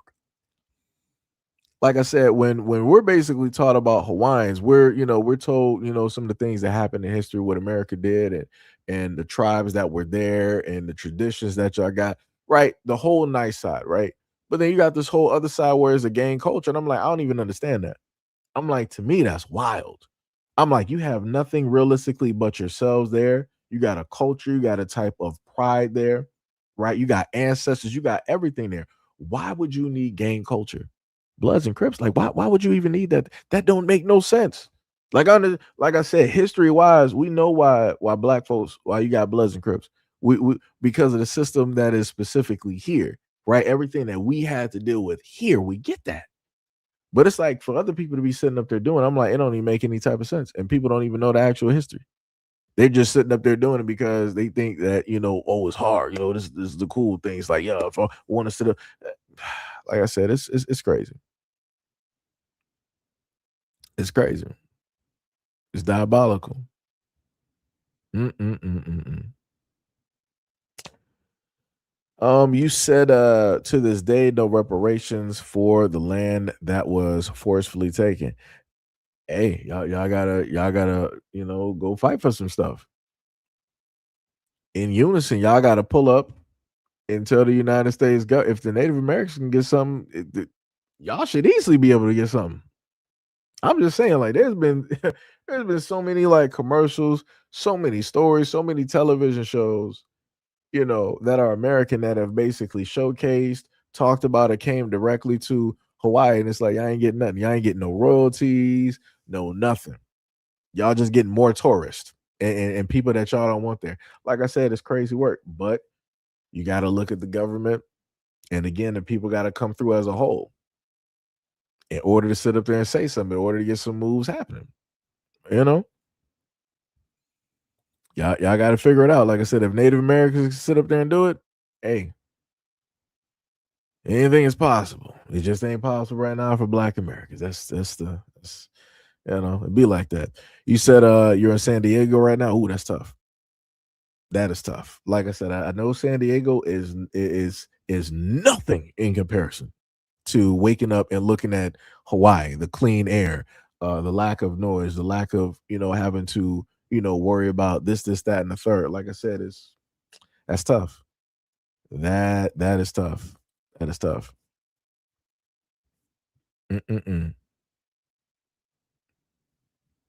China said, see what I'm saying? Coming forth. He ain't singing for them, but they still coming for us.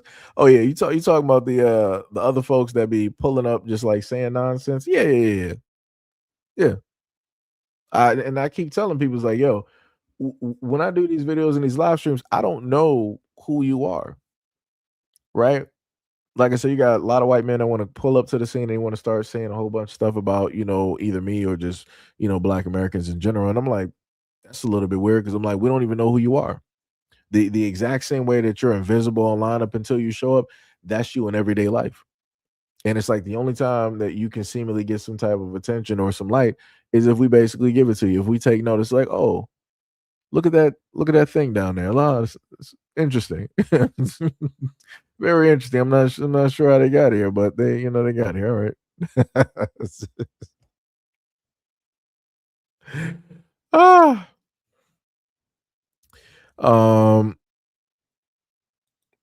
You said yeah, you do white people's bidding, and you said you were anti-Harris and telling black people not to vote. No one forgot. I just said that recently. Dummy. Like, do I have to make that clear for you? Kamala Khan. Yeah. I specifically said don't sit up there and vote. When it dealt with Biden, I said don't vote. When it dealt with Trump, I said don't vote. Now, stupid, how are you going to spend this right now? Because I got videos. I got videos critiquing all three of those individuals that I just set up there and listed, including Hillary Clinton too. So it's like I want to know, how are you now going to spend this one? Take your time, because you're making it seem like you've been here for quite some time. You've been here for quite some time, and you're making it seem like I'm just some type of Republican. I'm some type of conservative. So it's a little bit weird. Like I said before, a lot of you guys are pretty obsessed, when it deals with this. Y'all really want to pin people down so that it'll prove your points of views or stereotypes or your thought process about, such and such and such. You don't got nothing. You don't got nothing. You sound like somebody who listened to Who back during the pandemic. That's what it sounds like to me. That's what it's looking like. But like I said, it's crazy out here. But let me know. But let me know. Let me know how you're going to specifically spend that, at this moment in time, because I've critiqued all of these candidates. I even went back and sat up there and critiqued Obama as well too. So again, I'm trying to figure out, how are you going to spend this, right? So let's get this straight. So I've critiqued Obama, and that's somebody that I voted for once. And after that, I said never again. I critiqued Hillary for her comments. I've critiqued Joe Biden for a multitude of things that he's basically stated and said. I've critiqued Kamala Khan, and I've also critiqued Trump. So that's 5 different individuals, 5 different candidates that I've critiqued, that have either ran or were able to sit directly in office. So I'm trying to figure out, how are you or anybody else are going to now try to spend that? Like I said, take your time. It's going to take you a lot of time, because you're not going to have nothing. You're only going to be like, oh, well, you're just racist. Like I said, that'll be the go-to, because you don't really got anything else. Like I said, I love when y'all pull up to the scene and y'all make it seem like y'all really got a gotcha moment and whatnot. The real gotcha moment is the trillions of dollars of debt that are clearly above the United States at this moment in time. That clock is ticking, and it is moving real fast. Inflation is ticking.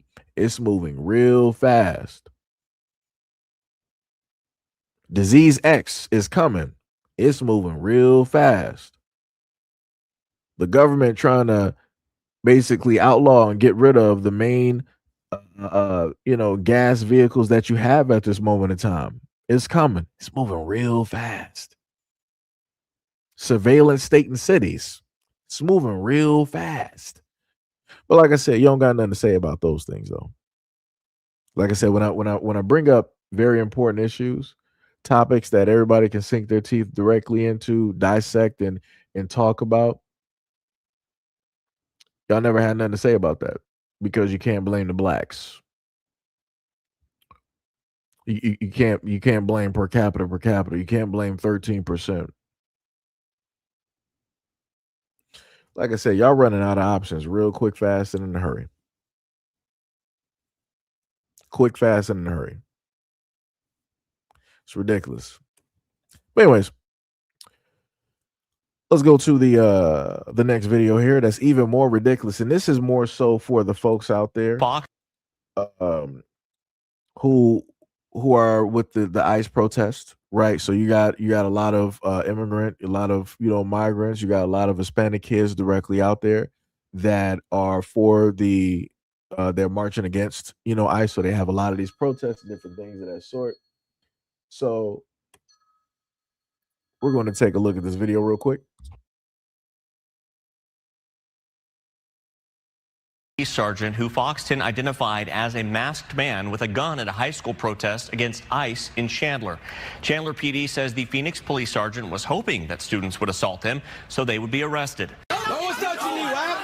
The man with his face fully covered, wearing a shirt that says Trump 2024, We Took America Back, has been identified as Phoenix Police Sergeant Dustin Mullen. Cell phone video shows student protesters following Mullen on January 30th.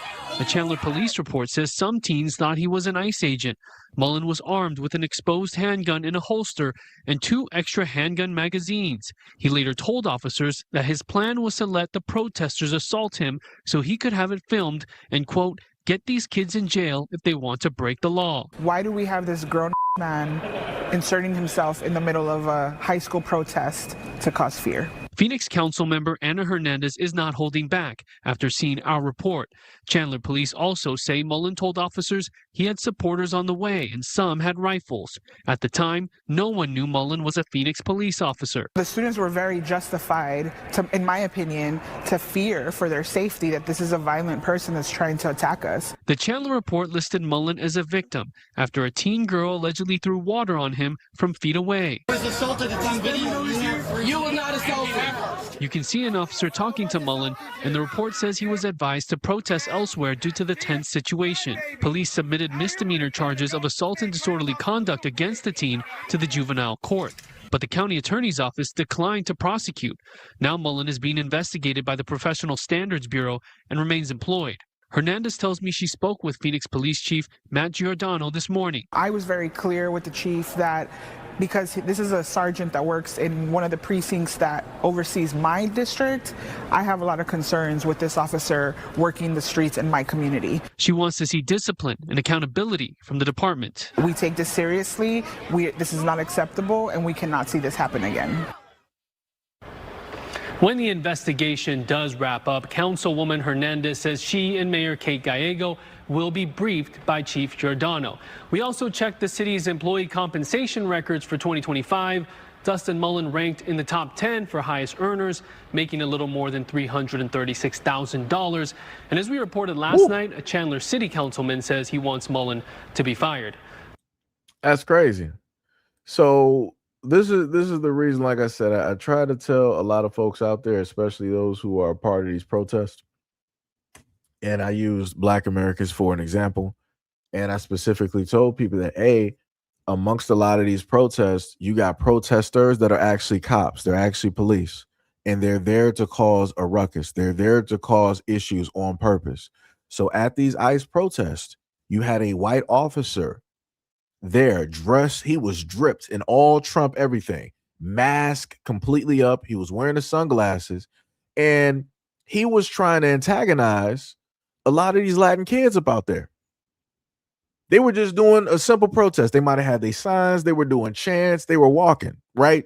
We even saw like the camera view. Wasn't nothing happening. Wasn't nothing out of the way. They wasn't doing nothing to nobody. But here comes this white cop. And what was his main plan? He was like, my plan is that I'm going to be all like trumped out. I'm going to antagonize, a lot of these Latin kids, and I'm going to let them assault me so that I can retaliate and then I can arrest them. Like I said, this is what they do. And like I said, I tried to warn people about this. These folks out here will sit up there and set you up on purpose. Like I said, you see the same smiling face. He's trying to set these kids up. He's trying to get these kids arrested.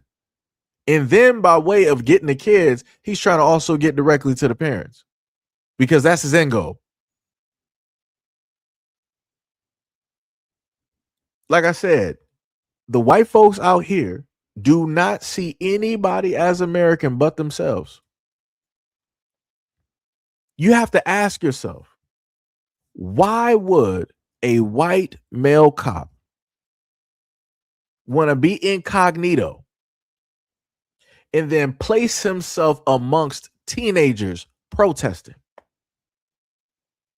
Why would he want to? Nobody finds that to be weird.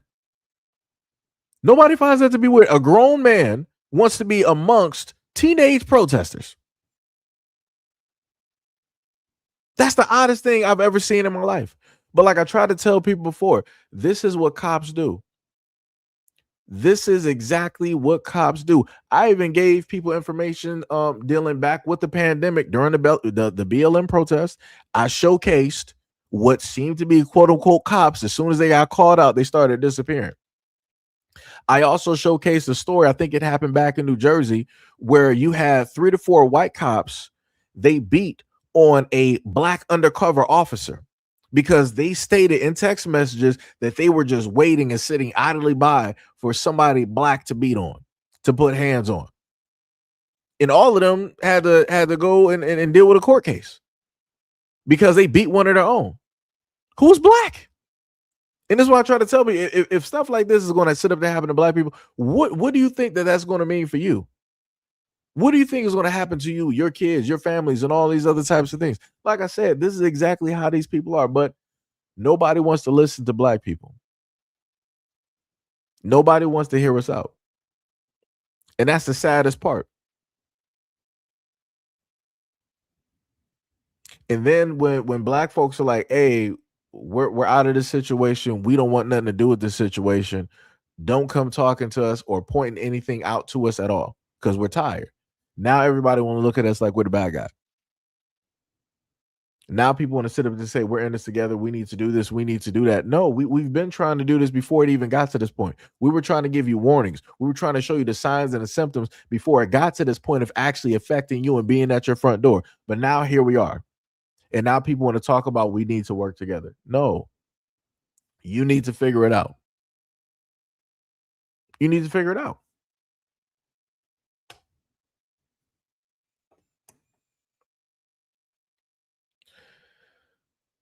Corner said, why would these kids be that stupid? It's not that the kids would be stupid. It would be the fact that the cop would antagonize them. He would do certain things. And again, this is a cop undercover, quote unquote, and he also got a gun directly on his hip. So it's already charged because in his mind, he was betting. He was like, okay, so these kids, they're at the ICE protest. They're going to be highly emotional. They're going to be rowdy, this, that, and the third, and all this other type of. That's what he was betting on. But that's not specifically how it worked out for him. And now he got caught. And realistically, I put it to the further extent. He shouldn't be the only one that's caught because they stated in the news report that he talked to other officers and let them know his plans and what it was that he was going to do. There should be fields of officers directly out here that's on layoff and they're stripped of their badge, stripped of their gun. Because that's ridiculous. Like I said, that dude was there to specifically cause trouble, to cause a situation.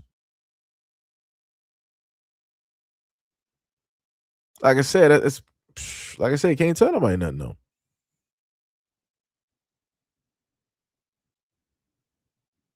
Ridiculous. Ridiculous.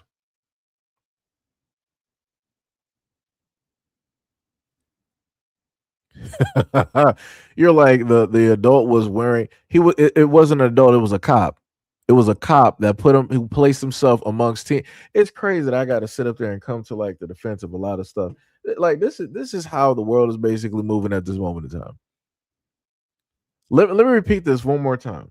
Moving beyond everything else. Those kids at the ICE protest did nothing wrong. They were protesting. They have the right and the freedom to sit up there and protest. People have the right and the freedom to protest in these United States. You're sitting up here instead of looking at the situation and how the white cop, the adult in the situation who had a loaded firearm directly on his person while being in the public in a large crowd. You don't want to fixate and focus on a white dude being problematic. You want to fixate and focus directly on the Latin teens. That's wild.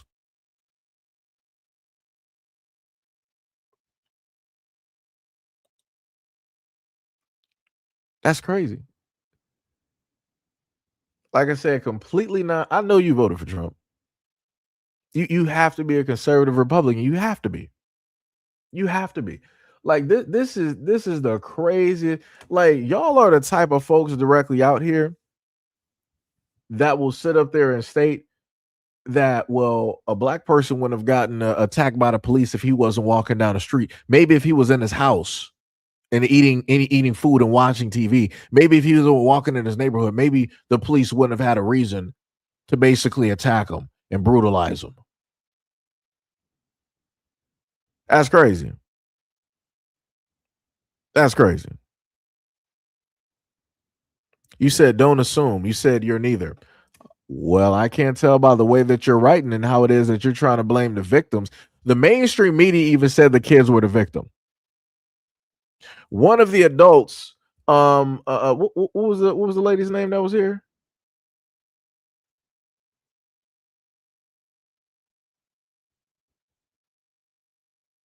Now I gotta zoom. Man. Miss Anna Hernandez said that the kids and another representative, both of them said, two adults said that the kids were the victim. The mainstream media said the kids were the victim. But in your mind, you're like, nah, the kids are the perpetrators. They're the cause and the reason. Wow. Wow. Wow. You know what? Matter of fact, let me rewind this. Let me see what time of day that this protest took place. Let's see what the time frame was. Let's see if it was lunchtime or something. Let me rewind this real quick. Police sergeant who Fox 10 identified as a masked man with a gun at a high school protest against ICE in Chandler.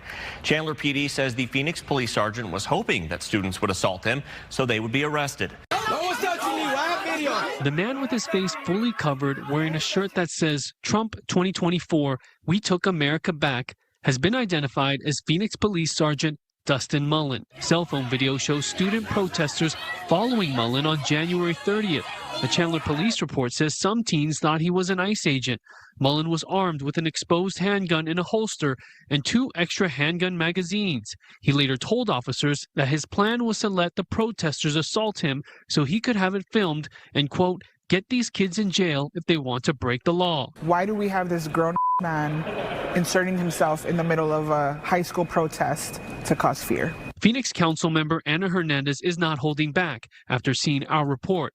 Chandler police also say Mullen told officers he had supporters on the way and some had rifles. At the time, no one knew Mullen was a Phoenix police officer. The students were very justified, in my opinion, to fear for their safety that this is a violent person that's trying to attack us. The Chandler report listed Mullen as a victim after a teen girl allegedly threw water on him from feet away. You were not assaulted. You can see an officer talking to Mullen, and the report says he was advised to protest elsewhere due to the tense situation. Police submitted misdemeanor charges of assault and disorderly conduct against the teen to the juvenile court, but the county attorney's office declined to prosecute. Now Mullen is being investigated by the Professional Standards Bureau and remains employed. Hernandez tells me she spoke with Phoenix Police Chief Matt Giordano this morning. I was very clear with the chief that because this is a sergeant that works in one of the precincts that oversees my district, I have a lot of concerns with this officer working the streets in my community. She wants to see discipline and accountability from the department. We take this seriously.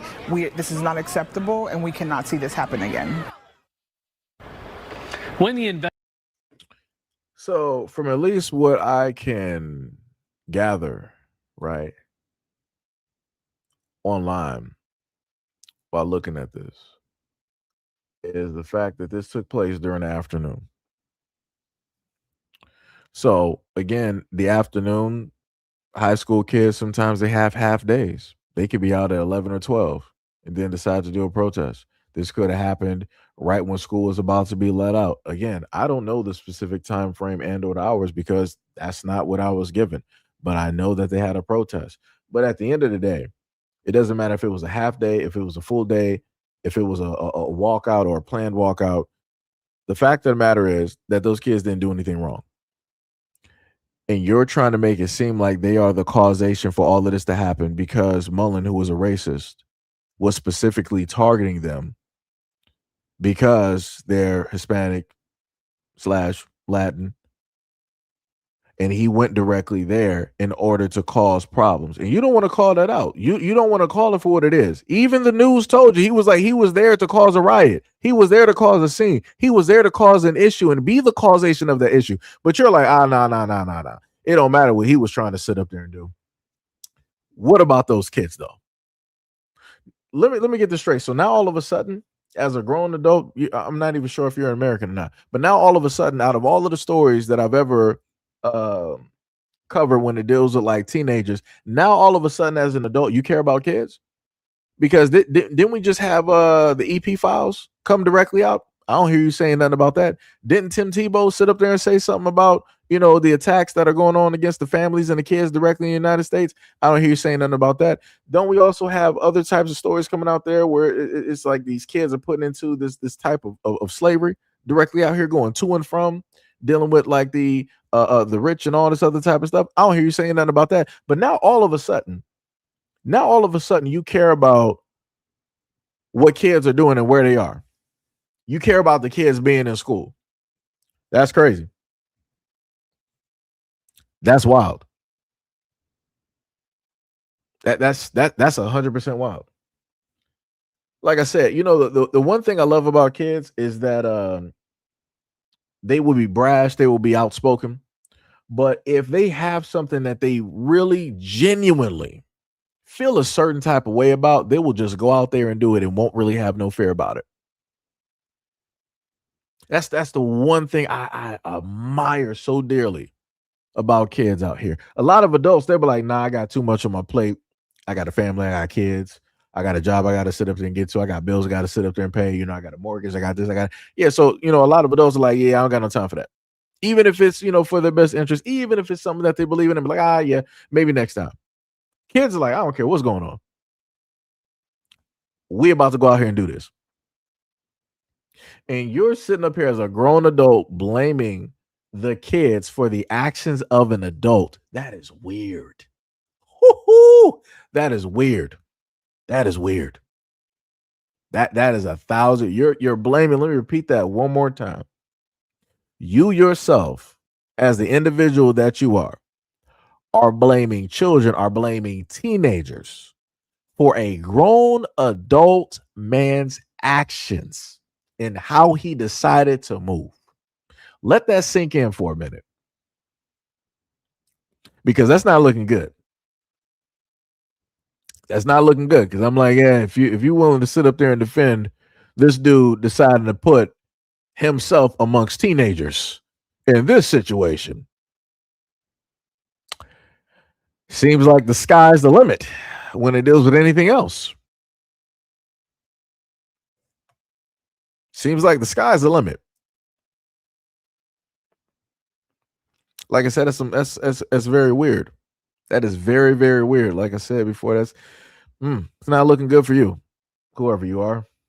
I'm not sure if the moderators might have packed you on up, but it'd be like that. It'd be like that. Because the funniest thing is, even if people disagreed with kids protesting for whatever reason, or just because, people were normally behind kids going out there and protesting, because they wanted them to be able to express themselves and not just be encapsulated into what it is that adults are pushing them to basically believe or indoctrinating them into. Because if kids are like, hey, I don't really believe this, and I'm going to show you I don't believe it, I'm going to sit up there and have a peaceful protest, that's good. Right? That means that they at least got some type of critical thinking. They can at least think outside of something else. That's away from what it is that they're being taught. And like I said, that's good, because when you look at adults in general, a lot of adults are just basically, order followers. They're just, all right, I'm going to go, directly to and from, I'm about to clock this, clock that, and go to sleep, clock this, clock that, go to sleep, clock this, clock that, it's the exact same routine day in, day out. Because as adults, you get trapped directly into this whole system of how to do things. And if you decide to go outside of that, it's over for you. Kids got the liberty to sit up there and be like, hey, I don't have to worry about that. I at least got the freedom right now to sit up there and actually, step outside of the bounds and actually speak and actually say something. And, all of that other type of stuff that the adults got to worry about, I don't got to worry about that. This is why I sit up there and say that kids, are mainly, the most important ones directly out here, because that's the brand new fresh blood directly out here that allows society and everything to basically keep going. Because a lot of adults out here are so beaten down and bruised up by the world and society, by their broken dreams and wishes and all this other type of stuff and lack thereof, or maybe they even failed themselves, that they can't really imagine anymore. They don't really have the gusto, the moxie. They don't really have the energy to go out there, to still have that flame, to basically fight. But here comes the kids. Infinite energy. They're just there, automatically on the scene without anybody even asking them. They were like, oh, I see a problem, I'm here. A lot of adults, I see a problem, I'm walking over it. I'll let the next person deal with it. Then the next person, I'll let the next person deal with it, and so on and so on. It's a chain of, I don't want to touch the situation or that problem. I'll forever allow the next person to step over and deal with it. Like I said, it's crazy. It is wild, but it'd be like that though.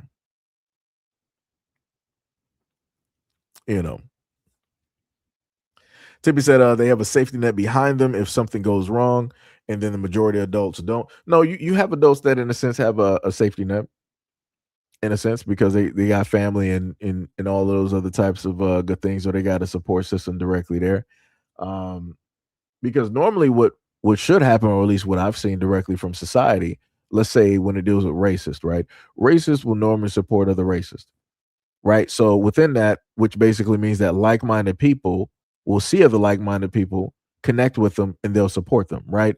So that then means if you have people that are about their life of protesting or trying to do this and that and all this other type of stuff, then those like-minded people who are politically like-minded should be then supporting those other people, therefore making a support system and all that other type of stuff. But I guess only one grouping has that real support system. Like the racists, they got that on lock. Anytime something happens, they are 100% there. It's like, oh, she said the N-word 99 different times to somebody black. We're about to sit up there and break her off about a good $500,000. We're going to sit up there and turn her into a mural. We're going to write poetry directly about her. We're going to do AI, generated cartoons and pedestalize her. Like I said, I haven't seen this so many different ways, which is crazy. But like I said, usually the worst are the ones that get the utmost support, which is tragic and crazy. But, it'd be like that. It'd be like that. Sham was like, when it comes to kids on this channel, we are not going to tolerate foolishness. You are for attacking kids, and that is automatic shadow realm behavior. I didn't have to say it. That's, like I said, I'm sitting up here thinking to myself, I'm like, yo, that's very weird of you as a grown adult, as old as you are, to sit up there and say that the kids are at fault for an adult's actions. That's crazy. I didn't heard that in other stories, and I'm like, yeah, this isn't gonna fare too well. It's not gonna fare too well, because I've heard some guys directly out there trying to state that an 8-year-old or a 13-year-old is asking for it. I'm like, whoa. Like, no. We're not doing that. No. Never at any point in time is that type of rhetoric, that type of ignorance okay, because it's not. Like I said, an adult is an adult and a child is a child. So like I said, the same way that I look at that situation and you got grown adults saying ignorance and stupid like that, I look at this exact same situation where this person want to pull up and blame a cop's reaction and how it is that he's moving, want to put that directly on kids. You're a weirdo. 100%. 100%. Like I said, man, that's crazy. That's crazy. Shem was like, if you're not going to protect the kids' ability to learn and grow, especially in politics, then that makes them type of people who don't care about the future, but will talk trash. Tippy says society don't care about the kids. What they teach them is BS and taught me. And taught BS in school. Yeah. Jam said, you hitting dangerous territory for me. They be treating children like they're grown because they're cowards and don't want to go after the adults. Yeah. And that's one of the main reasons that I had the 3 stories that I had directly up there. So the one story with Walmart, the white woman wanted to sit up and say that the 15-year-old black kid was guilty, but it didn't even make any type of sense. Like, she couldn't even state anything. She was like, yeah, he's just guilty. What is your problem? So, what is your I know what your problem is, but what is your problem, right? And then the second video that we had, where you had the young black student, he had to deal with cops because the AI basically told the cops that, yeah, this black teenager, he has a gun on him. He had a bag of Cheetos. He had a bag of Cheetos. That young boy. Let me just put this back up here. That young boy right here would have sat up there and lost his life over an empty bag of Doritos. That's crazy. And then you got folks that always want to pull up to the scene, talk about, oh, you blacks, you always want to be victims. No, that's not what it is. That's the, like I said, when this hits everybody else's doorstep, I'll be fine. When it hits everybody else's doorstep, I'll be fine. Like I said, that's where I'm at. Because, like a lot of the back and forths and stuff that people want to sit up there and say, like I said, they're not really about that life. And when this same stuff that black people been talking about, when it hits their doorsteps, they still not going to be about that life. Like I said, the moment in time for the white folks out there, when these cops start pulling up to your schools and abusing your kids and pulling up to the malls and profiling them and doing all of this type of stuff, y'all better still get online talking about you back to blue, thin blue line. Y'all better get online and sit up there and saying that you support the men and women, the oath keepers directly out here. You better get online, sitting up there saying, well, your child should have just obeyed the law, abiding command from an oath keeper. He should have just listened to the office. He should have just not talked back. He should have just did what they told me. Y'all better get online. Because if you ain't going to sit up there and say, I promise you I will, and you don't want me to do it. So like I said, you got 2 choices. Realistically, you only got one, but you got 2 choices. And y'all already don't like me. You especially not going to sit up there and like me when I sit up there and get a hold of stories of your families, your kids. And I'm using it as an example. You're not going to like me. If you already dislike me now, you're going to hate me later. So like I said, you can either hate me now or you can hate me later. But at some point, you will and you are going to hate me. It be like that. The choice is yours, Tom. Yeah, Tom. The choice is yours. The choice is yours. The last thing. Let me see what I'm saying. Dun, dun, dun, dun. I can't really sit up there and take somebody. I know you're white. I can't take somebody who got Planet of the Apes as like a profile pic. I can't even take you serious. You're not even a serious person.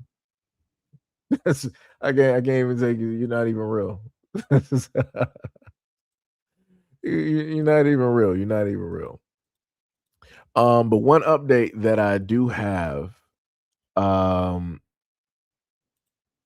directly here, right? So let me just put this beautiful photo up here.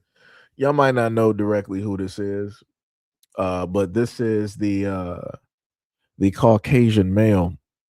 What's the dude's name? McCann. Let me go back to the name. Let me go back. Give me a second. Should have been McCann, right? Yeah, it's Joe McCann, right? This was the guy, and again, I did. This is not an AI picture. This is what he has directly on his profile. Joe McCann had basically said something very interesting. I think this is like circa 2015, right?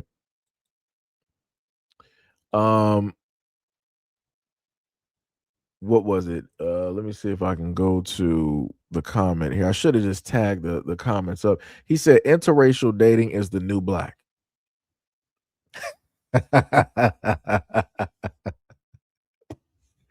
There's many more tweets direct. So just in case people don't know, this basically has to do with a story that I covered yesterday, where a young black woman, 31, who was celebrating her birthday in Tanzania in Africa with her white counterpart, she ended up deceased. She lost her life. It's been ruled a self-doing incident, for lack of a better word. That's what it was basically ruled as. Like I said, I was able to see a lot of the matter of fact, let me just put the image of the beautiful couple directly up here. Right. And the crazy part is, again, I want to note this again for people that just may not know. There were people online 19 weeks ago that looked at those photos and saw those two together, and they were like, yo, that dude is he's gonna take you out. And here we are. So many people came through her comment section way before this happened and specifically told her this. And she didn't listen. She ignored it. She didn't pay attention. And then later on, what I also found out was that this guy is also married. Let me see if I can pull that picture directly for you real quick. Because I'm like, that's a little bit weird.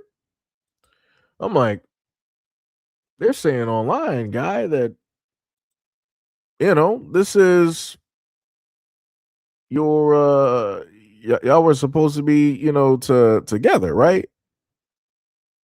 So let me go directly to the image. Now notice how that does not look like the same black woman. Right? Let's go back and forth here, right? So you see that, and this is, I want people to understand, this is what a married photo looks like when people just get married, right? This is circa 2021, right? And we look directly here. Obviously, that's not the same woman, and nor did this young woman here use bleaching.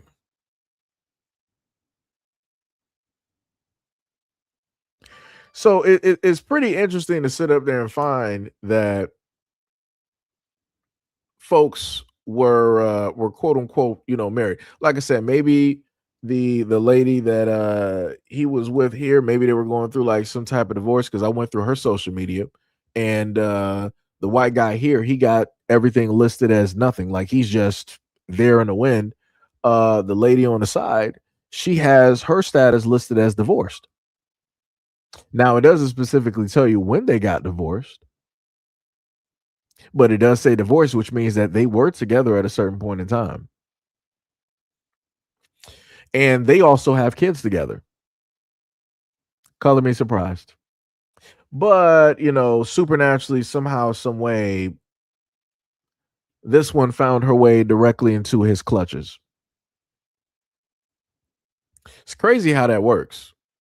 You got one that looks like Meghan Markle, and then you got the other one that looks like Olandria, in a sense. If people don't know who that is, technically, I don't really know who it is. I just seen a whole bunch of stuff about Love Island from time to time online, and that's who automatically came directly up, because I looked at the young lady's pictures directly on IG, and how she put herself directly up out there. Like I said, that's some wild work. And you got people online that were saying that she was potentially doing some some other things. That's how she was able to acquire and live a soft life and all this other type of stuff. But it's whatever it is.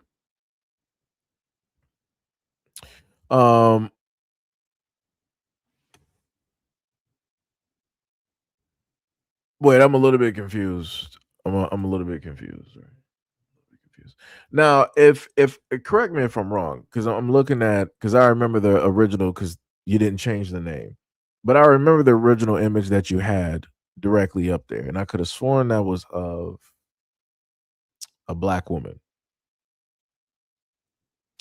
because I tend to be fairly well. I tend to remember profiles pretty well, and especially profiles that have come directly to this platform and spoken quite a bit of time. Because then, if I'm thinking correctly, it would make sense that you would write this where you said that it's not right for y'all to parade her picture around.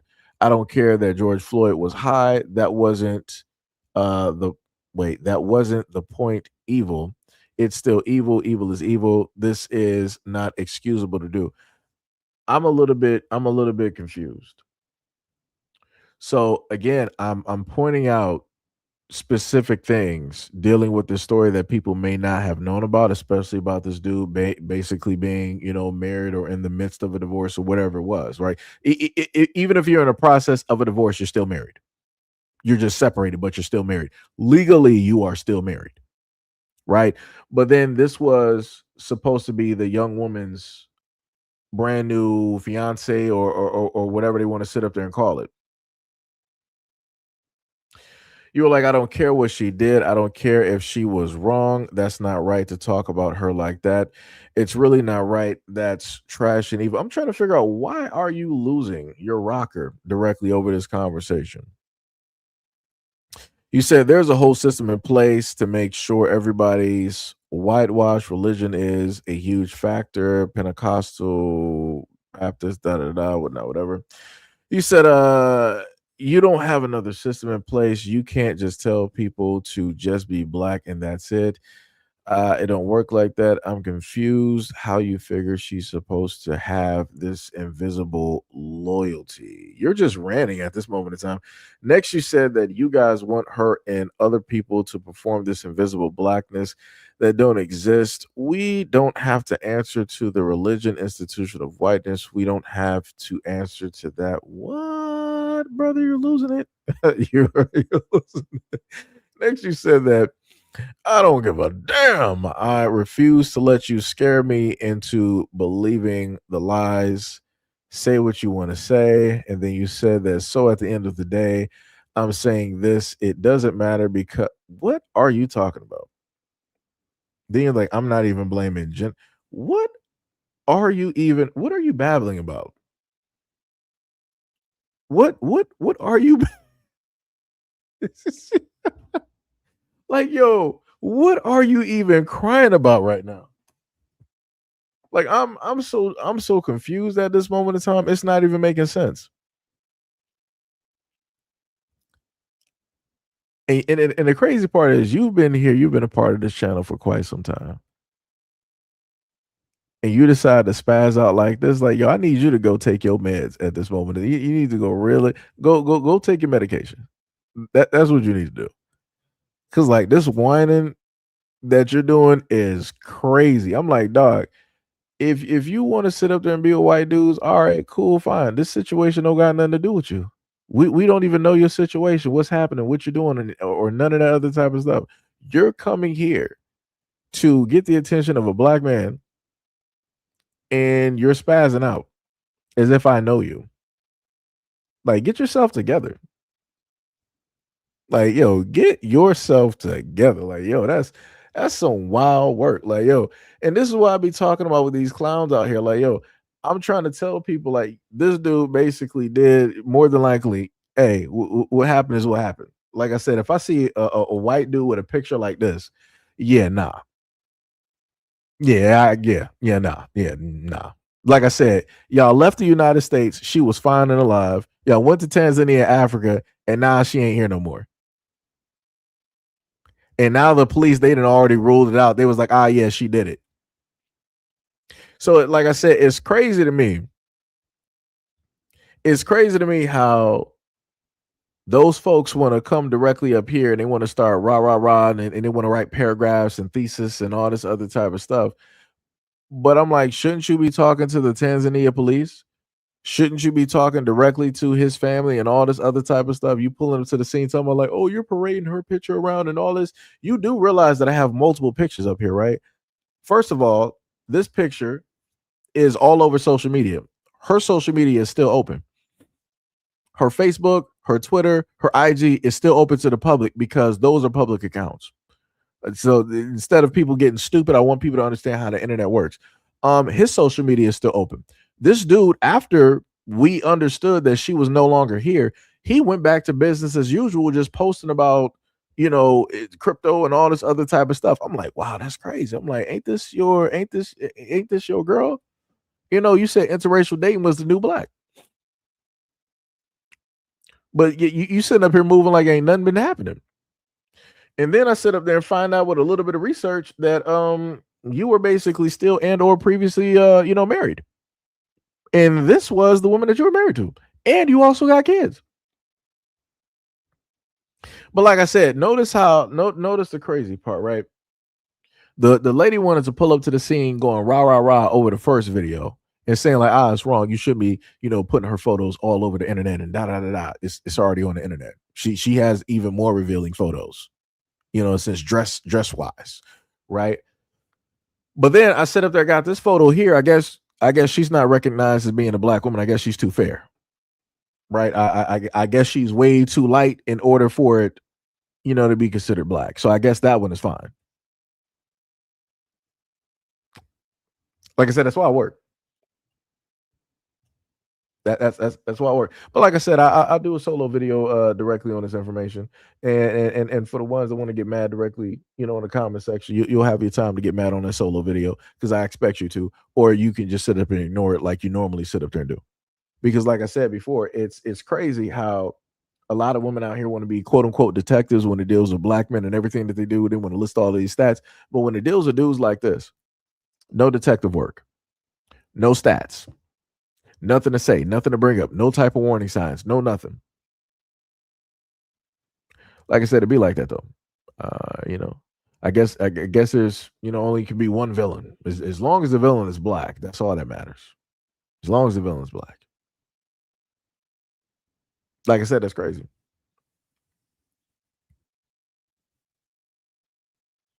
That's diabolical. But the other thing that I did learn, right, is that she was hood. I did learn that because there was where's the video at? Because I'm looking at her, I'm like, she was really talking like that. I'm like, that's wild. So let's see some real quick. Hear me out, and maybe this is just me, but I just thought about it because I was driving on my way home. I really be ready to cut a nigga off over the smallest shit, like the littlest thing. I just be turned off, like ugh. It was mad people in the regular lane, and the express lane was clear as fuck. I'm zooming through that bitch, passing, feet. As a grown man in 2023, living in the state of Florida, specifically Dade County, Broward County, fuck is you doing without a sun pass? Like honestly, you want to just vibe in traffic? Vibe. Could take you 15 minutes to get somewhere. You want to chill out for the next 45 minutes sitting in a regular lane for what? It ain't gonna work with me, baby. It ain't gonna work. It ain't gonna work. I ain't gonna lie. Like I said, she had all. Let me just put it like this, right? And again, she's very young, 31. Celebrating her birthday and everything of the sort. She had endless possibilities.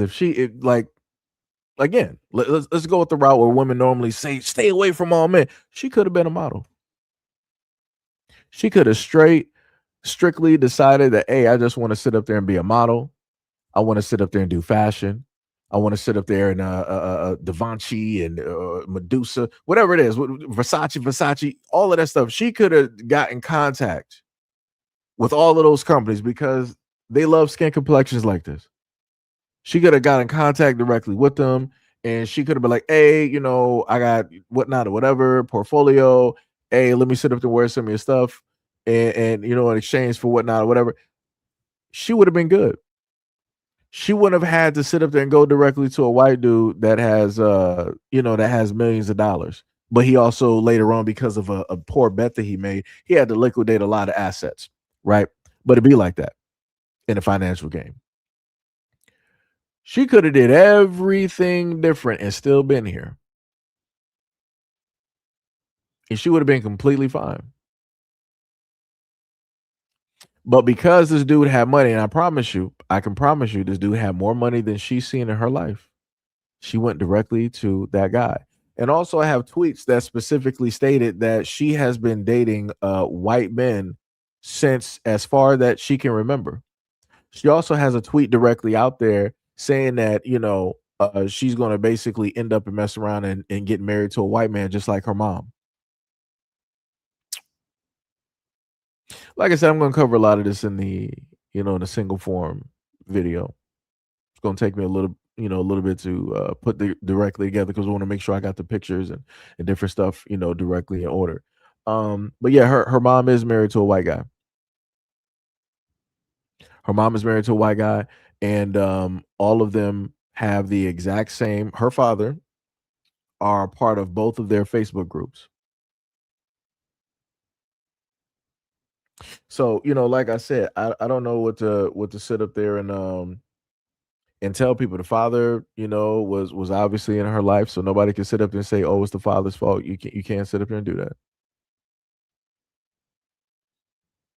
So, like I said, I don't know what to sit up there and tell people. I just use stories like this as a warning, um, because it seems to me that a lot of black female platforms don't be talking. Especially, I'm talking about primarily the divestors that always got something negative and bad to say about black men. They don't want to highlight and talk about none of this stuff. They only want to talk about if they can pin a black man to it. Like I said, it's crazy work out here. She had options galore, just looking at the skin complexion and whatnot or whatever. Like I said, if she didn't talk, I wouldn't have known.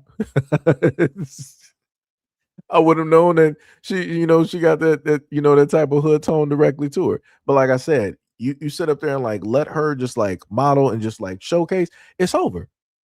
She would have been shutting stuff directly down. She would have been making buku bucks. She would have been fine and dandy. Her family would have still had her. They would have been there celebrating. They would have still been loving her, hugging her. She would have been there for July cookouts. She would have been there for any other holidays and the New Year's that's going to sit up there and come up. She would have still been here. But she opted to follow the route that her mom went, as she stated in her own tweet. Like I said, that's sad. That is sad. That is sad. It's diabolical in nature. Yeah, let me go back. This is her. Let me show you this. This is her tweet from 2013. She said, "I already know I'm going to end up with a white man just like my mom." Like I said, that's her. She said that. I didn't make it up.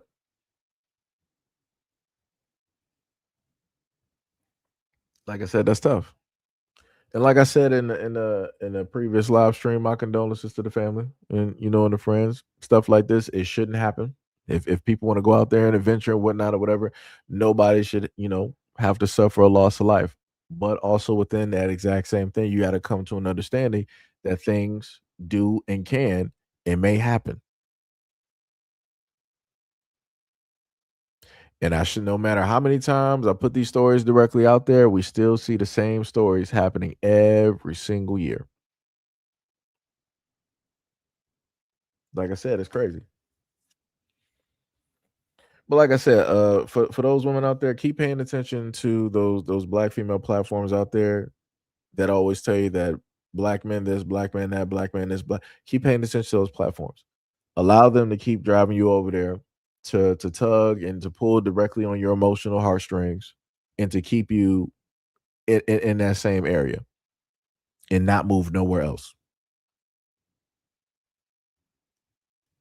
Like I said, man, some people will sit up there and fall for their own demise. They'll lead themselves directly down a dark road, no matter what it is that people sit up and tell them. And I also put it to you like this for the black women out there.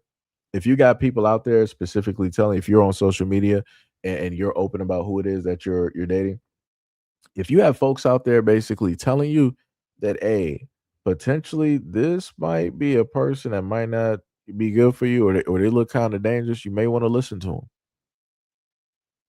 You may want to listen to them because, like I said before, if she would have listened to those people 19 weeks ago, she would have been here. And if you don't believe nothing I'm saying, go directly to the young woman's IG and look at the comments underneath the videos where, I mean, not the videos, yeah, underneath the videos and the pictures where it's her and that guy. And there are warnings directly up there that people sitting up in the tunnel like, yo, this dude don't look, he don't look right.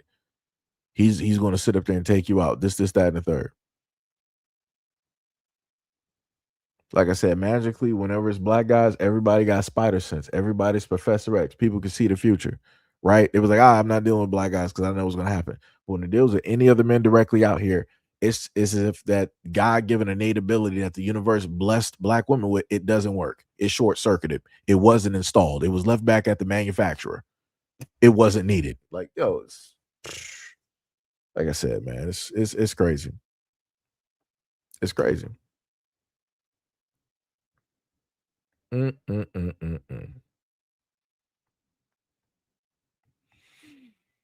Was it Aaliyah, what is up? You said girls get lost in social media, want the image, and will do anything or anyone for the lifestyle. And unfortunately, this is the consequences for it. That's facts. 100% facts. Yep. 100%. That's diabolical. D-Money was like, women's intuition stop working all of a sudden. Yeah. Yep. I mean, like I said, that magically, that's never a topic. You know, people don't want to happen to bring that up. And I'm like, that needs to be highlighted because that really needs to be studied because, you need some scientists working on that to get that, back working. So that, loss of life like this, won't happen. But anyways, that was pretty much it. I'll go back to having a video highlight this part here, dealing with the Nigerians and whatnot or whatever. But yeah, that was pretty much it. Went for about 2 hours and 36 minutes. I think I might have listed that it was probably going to be a short, live stream and whatnot or whatever. That girl Corinna said, somebody said rest in preference. Yeah, be like that. So basically that's pretty much like a back and forth. So, you got, black women out to sit up and say it, and then you got black dudes that sit up and say it. So, it'd be like this. It's like a tit for tat thing. It's going to be a never ending circle. It's going to be a never ending circle. Out of the whole situation of, both black men and black women, that's the most equal thing that basically happens. When it deals with the whole conversation, which is just like that statement. Both people, they don't see eye to eye, but they both share the sentiments on the exact same statement when it deals with each other. That's the only time people see eye to eye, which is crazy. It's diabolical in nature, but it'd be like that.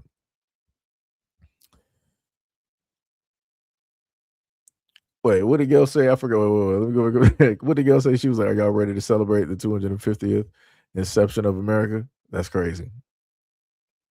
Only Gail. Let me tell you something. Only Gail. As soon as Gail said inception, I thought about the movie. This is crazy work out here. Tippy talking about, nah, I'd rather manage my blood sugar. I'm good. Oh my goodness. I can't take y'all nowhere. But yeah, like I said, much love, respect, and appreciation. Shout out to anybody who has donated to the platform. Shout out to anybody who may have dropped any jewels, directly in the comment section, because I might not be able to see them because I'm looking at the live from a whole different angle. I will, try to check just to make sure. Shout out to all the donos that we received during the stream. So yeah, so shout out to all the donos. Much love, respect, and appreciation. Any other, super chats as well too. Anybody hit up, the Cash App and whatnot. Shout out to all the members. Shout out to all of I gotta do the classic because D Money hates this. Shout out to all my wonderful and beautiful moderators. That's a part of this channel for doing the Lord's work. Much love, respect, and appreciation. For the work that y'all do every single day. Shout out to the trolls because, like I said, like clockwork, y'all come here every single day. Every single day. I can always depend on you to be here. start saying some type of stereotypical racist nonsense every single time. D Money was like, "Boo, tomatoes." Man, shout out, like I said, shout out to Muhammad Ali and James Brown. You know, black and I'm proud. Black is beautiful. You know, I don't see what's wrong with it. You know, so it's all positive. Tippy, like, go to the next video. Tippy, I did all the videos. I did all the videos today. Actually, were you? I don't even think you were here yesterday, Tippy.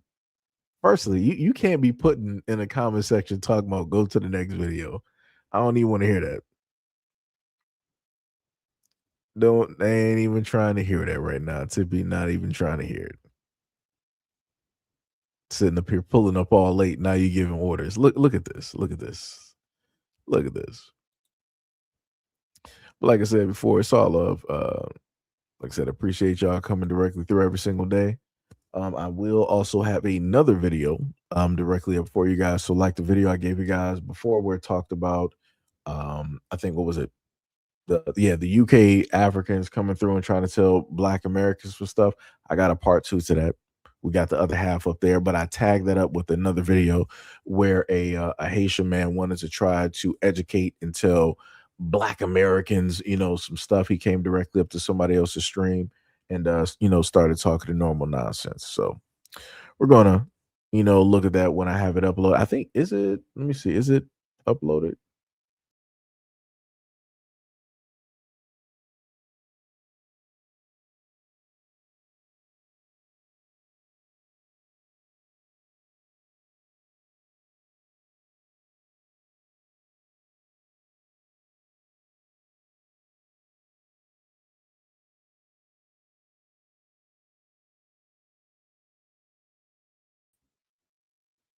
Crazy thing I just realized is the fact I press back on the live stream portion instead of going directly to YouTube. So I actually technically muted myself by mistake. It'd be like that though.